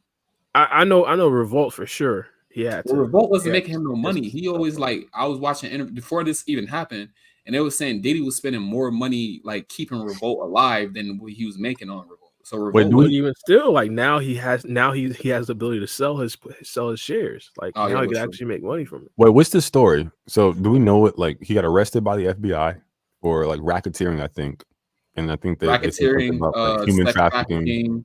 Yeah, which is all men, by the way, like no chicks. No, I think he had some women there who was having sex with male sex workers. Like he was drugging up the women to make them more like susceptible to influence. Yeah, like but mind the reason control. Why he's getting the sex trafficking though is because he was flying the males or whatever from one state to another. Like if he was doing all the operation in one state instead of flying them in, he wouldn't have got the human trafficking charge. I don't know. Yeah, it's because he was flying in sex workers and shit. Yeah, and then I think I heard something like there even like allegations of him like getting people murdered or something. I'm not entirely sure about that either. So yeah, they supposedly he had $1 million on Tupac or something like that. Yeah, I saw a documentary on that one like a few months back. Yeah, but the dude who got locked up for Pac's murder never said. Well, he's the one who put it out there, but he said he never got the money. Like I think Diddy's boy Wolf or something. I can't remember the full story. 50 Cent been calling that dude out for years. Suge Knight been saying some shit. Bro, Wendy Williams, fucking head ass been calling Diddy out for years, and nobody wants to believe her until she had a stroke mid fucking. No, I think people believe they just like was probably in on the shit and had like he probably got film of all like a lot of powerful people. Like, that's what they were saying. Like some Epstein shit, bro. Like I think like the racketeering charges or whatever. I think they're just trying to go for like not just Diddy, but like other people too. Well, that's what they do when they do racketeering. Is that's a criminal enterprise. So like they bring in everybody who work with him and stuff like that. That's why they like drawing comparisons to him and Epstein. Yeah. That's crazy. Yeah. Yeah, but I don't think Epstein had 1,000 bottles of lube on hand. That's what, bro, I seen that, bro. That's they had baby oil. The baby bro, that was like the highlight, bro. Like, why you got so much baby oil on lube, bro? They said he had week-long freak offs. I'm like, what? Week? What was y'all rotating shifts? Like, what the fuck? Like, man, bruh, this motherfucker you can't be that freaky. Ain't no way in the world you that fucking freaky. When you got that kind of money, ain't no limits to like what you do, bro. Like, it's just over. That's for how you. it is. Yeah. Bro's mind is baked. Like that's like, why I feel for. I mean, bro, I don't give how much money you got. Your winky gonna get tired eventually, bro. Bro, listen, the way it sounds like with him, I don't even want to say it, bro. Like, yeah. I'll give you doing some other type shit. Yeah. Bro out here, like, so whenever you see that shiny motherfucker come shining with lube and baby oil, you already know it's over, bro. Yo, why are you shiny? Why are you so shiny? You been one of them freak off, son. I feel bad for like Meek Mill and the people that was around him though. Yo, Usher, like, oh my god, bro, like Justin Bieber, like fucking what's that Wayne's brother who did like an interview with Shannon Sharp? Marlon. Yeah, my mom of all people were telling me about that. I was like, yo, I ain't even seen that interview. But apparently he was like making claims that like it wasn't true or something. I don't know. I got secondhand knowledge, but I gotta watch that interview. That shit might have aged horribly. So I would just say with Shannon Sharp thing, Cat Williams told us everything, and it came true. Yeah. He said everything is going to come to light with Diddy in 2024. And what happened? You gotta tell him no. You gotta tell Diddy no. Because Diddy like to party. But he said it though. He said 2024, everything gonna come out, and exactly what happened. 2024, everything. A lot of people are falling this year, bro. A lot of it's like pedo shit too. Like Mr. I almost put allegations on people's, but like Mr. Beast and like his like some worker that he had was like a fan of like a hentai artist who did like CP of like Keemstar's child or whatever. Like it's some interesting shit. Yeah. But, Yeah, there's a lot of interesting. Speaking of Dr. Disrespect came back. Oh, I finally know who that is now. I remember y'all talking about that last pod, and He's I like one of finally the like came up on big one of his streamers. videos. Yeah, like that dude. Yeah, that some pedo shit with that too. But that's a funny thing. Like, the only person I've ever seen actually get canceled is Alex Jones, which was incredible. Like they just said, no, fuck him. He's done. But like, Alex Jones not canceled. No. I mean, at one point, he's still up. No, he slouched his way back. But I mean, like when he was getting hit, like when everybody was hitting him hard, like yeah, like it was over for him, bro. Like, like, the Infowars channel when you talking about, we had an Infowars channel on YouTube and he was like doing his thing. No, I mean like the Sandy Hook stuff, like all the social media platforms, like they nuked this dude off of like he still has Infowars and he was still like doing cameos on other people's shit on the low. But like that's the only person I ever saw, like all of them, like all the media companies like came together collectively and said fuck that guy. Yeah. Because like even if you get like CP or whatever allegations, like a Seth or like a Dr. Disrespect, the truth is, unless you cancel yourself, you're not really canceled, bro. Not really canceled. You can kind of come, like you can just always you always be a piece of shit, like scumbag through people's eyes, but it'll always be some piece of shit viewer that want to like support you and watch you do your thing. Yeah, sure. Like, I don't give a fuck, it wasn't my kid, or like those types of people, brain dead fucks. But yeah. Or the people who's actually doing that themselves. I want to see this versus battle that Seth has. Like those types of people, yeah. Yeah, you're supporting like a predator, you fucking despicable. Let me stop. let me chill, bro. These Flintstones gonna be starting to kick. What the hell? I'm actually you still chomping them edibles, bro. Listen, I got a delivery on the way, boy. Like you don't even know, bro. My boy Mello dove all the way deep in. I remember when you first tried the edibles. I'm in there like swimwear, bro. Like, it's funny too because I'm like, yo, I'm so glad that shit didn't kick in when we did that interview because that shit kicking now, boy. Like, that shit hitting like a mule. But, bro, yeah, because I remember you was like, yeah, you don't think he was gonna do any more of them. Now every time you hop on the car, you popping edibles. Yeah, bro, that shit is nice, bro. Like, like I was, yeah, nah. But I'm glad I didn't do it when I was younger because, like, number one, your brain ain't fully developed. I could only imagine doing that shit in high school. Like, I told my niece about it. I was like, yo, like, I got stuck in this loop, and she's like, oh, the loop. I was like, what do you mean the loop? The loop? Wait, hold on. It's like, yeah, it's a thing. Like, I was like, wait, it's a thing? She's like, yeah, like in high school, like, it was this guy, he got caught in a loop in the bathroom, and it's like. Number one, in high school, I should like go back in time and like whoop your ass, okay? Number one, because you was getting one off of me and your mom with the whole you doing edibles in high school. The fuck? But yeah. So that's where a lot of it starts, though. That's where a lot of experimenting starts is in high school, bro. But it was people in my middle school smoking, bro. Bro, I wasn't even thinking about weed. It was regular too. Like it wasn't even. I couldn't have. Like I'm so glad I never got. Like I'm a grown ass man. I can do whatever the fuck I want. But like, there's no fucking shot. I would have been okay if I started doing drugs and fucking. Bro, I remember when I first moved to Arizona. I was in the just outside. Like I remember I was in class. You know how you ask to go to the bathroom just so you can get a couple minutes out of class. Yeah. I was going to the bathroom. I sat outside and stuff. This kid sat next to me and had like Coke or something in his palm. Hell no. He's like, you want to hit it? I was like, bro, what? Get out of here. What the Coke? What the fuck? He got a shit from his daddy. Freshmen's in high school. I'm like, what the fuck is going on? I didn't smoke weed, nothing at that time. And boy came in with the hard drugs. Like you couldn't even like ease it in with like a cigarette or something like that. Like smoke. I thought it said cigarette. Not the cigarette. Because I think gummies is my limit. I was thinking about like maybe like shrooms or like ayahuasca. Like maybe when I'm like fucking 50 and I'm like really content with life, like I'll try ayahuasca or some shit. But like anything, I'm not. Rogers drug. That's the ancient Native American shit that'll send you to the ancestors type shit, bro. You be seeing the fucking goblins in the third dimension. I mean the sixth dimension. Yeah, so see, the Flintstones edibles gummies is about as far as I'm willing to go. I ain't that adventurous, okay? Like you said the Flintstones, no Galaxy guys. I'm thinking you taking the vitamin gummies. I'm like, bro, don't OD on them vitamin D. Yeah, I can't. Yo, chill, bro. Yo, relax, diddler. Relax. Yeah, some people be knocking themselves out off that Galaxy gas, bro. That's like the new trend, bro. The fuck is that? Talking about what's the name? Whippets or whatever. What is that? Talking about whippets? I think it's called chroming or something like that. Talking about the nitrous gas that they be inhaling, right? Oh yeah, That sounds Galaxy. crazy. It is called chrome. Yeah. Oh, and I just in different Googled places, I guess supposedly it's different things. boy Out here, they after call it whippets. participate. Oh, damn. People are RIP. doing too much, bro. That's crazy. Yeah, bruh. That's the new trend, bro. I'm seeing all these TikToks nowadays. People smoking Galaxy gas. Galaxy gas, bro. Look, you gotta have smoking.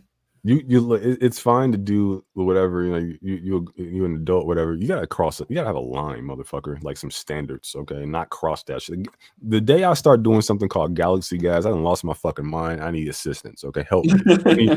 But I am a harmful to myself and others. Okay, but commit me. Okay, yeah. That's when I'm you doing need. too much. That's when somebody needs to come and step in. Yeah, Galaxy gas. Like, you doing too fucking like Someone whoa. needs to come to step in. Whoa, relax. Okay, so how you go from fucking cigarettes to Galaxy gas? Like, just relax. Crazy. I remember I was watching some shit, or not watching some shit. I seen some shit on Facebook, and it says generation what is it, Gen Z or whatever this new generation is, or the generation that's coming up. They consume the least amount of alcohol. And everybody's reposting, because they smoking blues and all this type of stuff. You're like alcohol, bro.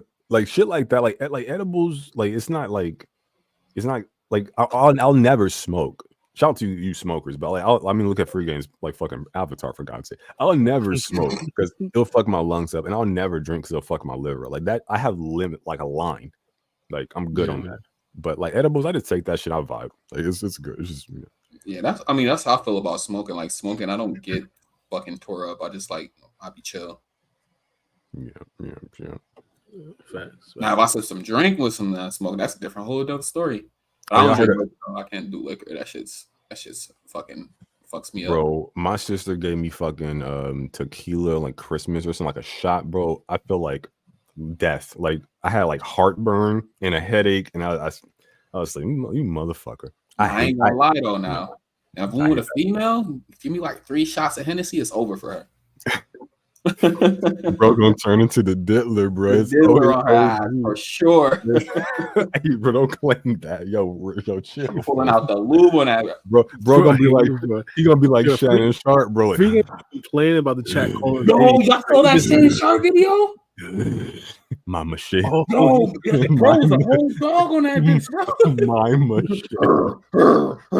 I was like, yo, Unc. You know the conspiracy theories though, right?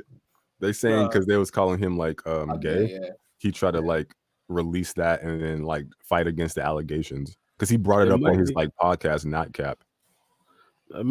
Dr. Umar was saying it might also been a white power structure. You never know. Bro, not y'all watching Dr. Fuck you.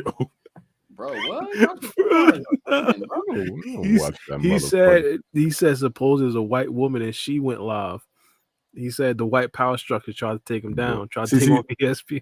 See, like that's why I don't watch them. It's cool for us to like speculate and have some conspiracy, but like you're supposed to be like the black power and whatever the fuck you're supposed to be. Like, I don't know, bro. I'm good on that. Now, like Professor Black Truth, like the Black Authority, yeah, I'll listen to them. Like B1 type shit. Like, I'm good. You gotta see that. You gotta see that. You gotta see that TikTok of Dr. Umar talking about Dr. it. Dr. Umar is a living meme. That shit, it got like a million. He's a goof, bro. Like you can watch Dr. Umar without taking him seriously. That's what I guess. That's what like, he's like a living meme, bro. Like, he's like that. Because you watch him, don't mean you take him seriously. What's that? Charleston Chester, or whatever the fuck that motherfucker name.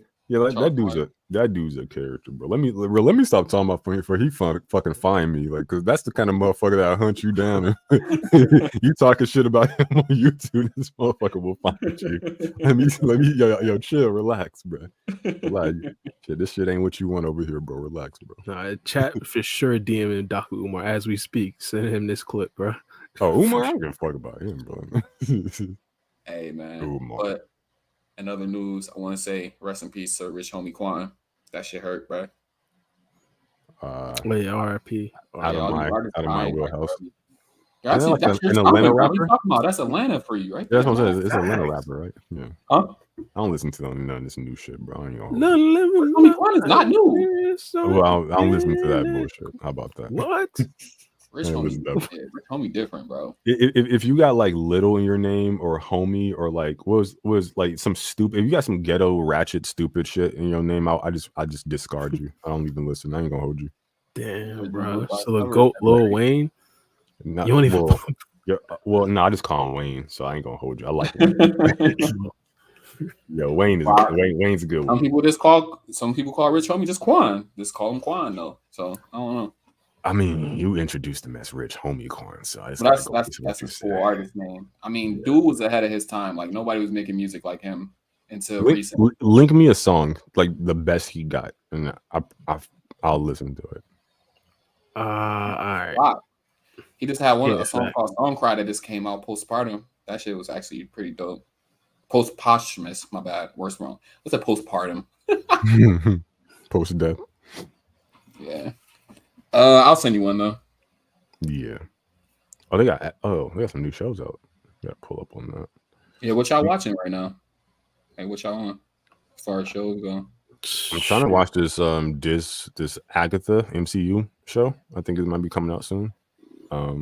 It's like the whole magical side of the MCU. And I think I'm gonna watch Sopranos. I'm trying to get my mom to watch Sopranos. I don't like those Jersey accents. I'm like, fuck. And I'm like, okay, you want to watch Peaky Blinders? I don't like those British accents. I don't like those Jersey accents either, and I don't like them either, bro. I'm from there, and I don't like it, bro. I can't stand it. That's why I'm like, I'm not mad at her, but it's like I watch some of the. I'm like, it's not that bad though. Like, especially the Italian Jersey accents. I can't. I don't mind the Jersey accents, bro. Nah, it's the Italian Jersey accents I can't vibe with. Like, it's this one cosplayer that had this video go viral of her Jersey accent. I rocked with it, bro. Forgot who it was. Mm-hmm. Y'all probably seen it. Oh, I've been accenting all deep and shit. I don't know. I've been looking up demonic possession and like ritual occultist. Bro, did you watch that video I sent in Discord? Recently? Yeah, I just sent it. I told you I was sending. Oh no! Hold on. I think I put it in a private chat. Wait. Yeah, I put it in a private chat. You asked me to send you the video of what's the name of that Boondocks episode I was talking about. Oh, I don't see it. No, I don't see it. It's in a private chat, not Discord.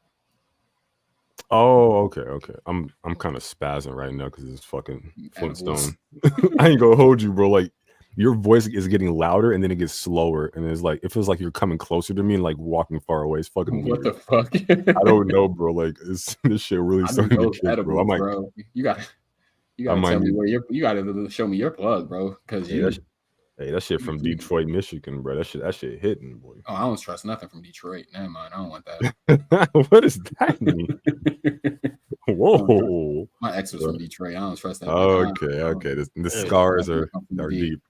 No Big Sean, no Lions, no nothing. Like that's not for Big Sean, bro. Big Sean, that nigga, bro. Well, trust me, this shit hitting, boy. So you missing out. Let me see this. Oh, is this that 50 Cent parody from the Boondocks? Oh no, it's not. I think it's 50 Cent. No, I know what you want. Keep rich dad trying. Yeah, he kept saying it so much. Like when it was time for him to actually say it, he's like, "Get rich or die trying." It's like, bitch, you just said that. Bro, I swear they had that character. That one character was supposed to be 50. The gay rapper dude. What was his name? Thugnificent. Thugnificent was Gangsta-licious. Gangsta-licious. There you go. That's what it was. Gangsta-licious. Not them having the steel toe boot in its own personal briefcase. Are you watching it? Yeah. So bring out the item. It's like, yo, what the fuck? Yo, you saw he got the running start to go kick it with a nut stuff. Yeah. You hear the steel toe boot. Nah, this shit. Yeah. And the dudes in this, and they're like, no.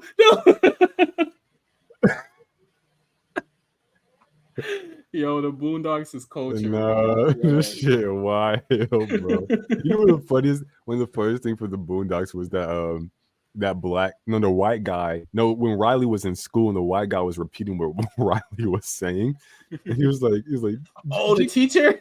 Yeah, he's like, how can you borrow a fry? That shit was so funny, bro. Yo, you know that's the you know that was off of a real like that yes, actually really happened. Like I was watching the actual teacher that like they carried that off of. Hilarious, bro. And like, bro ain't even mean no harm either. It was just funny as fuck. Like that's why I want like Boondocks to cover the Diddy shit. So like, oh, it'd be perfect. Bro. How a motherfucker gonna borrow a fry? You don't get it back. That shit was gangster as fuck. Yo, man, bro. Yo, we good though? Actually, you know what? I'm probably gonna watch the Boondocks today. Shit, bro. I might crash out right. Yeah, I donated blood today, bro. Like then I did 2 streams. I'm good, bro. I'm good. Then and the edible kicking in. Yeah. Oh yeah, it's time to chill. It's time to chill. Oh but, yeah, definitely. If you donated blood and took an edible, you wildin', bro. Nah. Because they stick that needle in, bro. I would have spazzed. I ain't gonna hold you. No. I'm saying like you donated blood today and you're taking an edible today. You're wildin'. Are you not supposed to? Your blood is. I mean, shit. I mean, you can. It's like taking them on an empty stomach, though. Like it's gonna hit you harder. Well, shit. That's probably what's happening, man. Yeah. All right, y'all. All right, gentlemen. It's been a pleasure. This was a fun podcast. That was a great guest. We should get more actors on, even though I was opposed to it at first. No, I texted that to Bar, bro. I was like, yo, seemed like he didn't even want to do it at first. And he didn't take shit over, bro. I really didn't want to fucking do that shit, bro. I was like, bro, Bar, did I text you that, bro? Like midway through, I was like, bro, this dude act like he didn't want to do it at first. He didn't take over the whole fucking podcast. bro, that's your fault, mister. I don't get my US. Well, no, I mean my shit started tweaking on me. He accurately deduced what the problem. I was cracking up, bro. He's like, it might be your USB. Yeah, I think it's your connect. I was like, yo. It had nothing to do with that. I just had to restart my computer. It had nothing to do with my USB connection or anything. Yeah, okay. Bro, because I unplugged the USB, plugged it back in, and it didn't work until I restarted my computer. Oh, did you send the cash out? No, I'll do it in a minute. Hold on. Bet. But bro, I'm begging you, please get a new USB, bro. Just at this point, I'm probably send you one. Like this shit costs like just get an adapter. $2. Have something else adapting to a USB. Bro, you know the last time I've been to Walmart, that's why I ain't got one because I haven't been to Walmart. Bro, you can have it ordered, delivered to you. Yeah, going off Amazon. No, just go to Amazon. I'm gonna get one USB port delivered to me. Nobody go to or just like have other stuff you want, but just also get that. Like, I ain't been to Walmart. I've been to Walmart like once in like the last 6 months or some shit. Like, yeah, I don't go to Walmart often either. It's fucking cesspool. But I go now Publix and I go there to shop. Okay, they a little bougie, but this guy, they too far. Now Publix is the only place that got that maple sausage. Okay, like that fucking Jimmy Dean's maple sausage. I don't know what the fuck. No other place sell that shit. That shit is good though. But anything further than a 2 mile radius. And Mello, you got to send me your Cash App name. I don't know it. Oh, it's Mello the Dreamer. Oh, it's still the same. Yeah, $ Mello the Dreamer. Yeah. All right, I got you. If the chat wants to donate any money to my guy Mello, there you go. Yeah, no, I got all right, you. My friends. Well, it was a pleasure. I'll talk to you guys later. Later. Peace, guys. Good shit.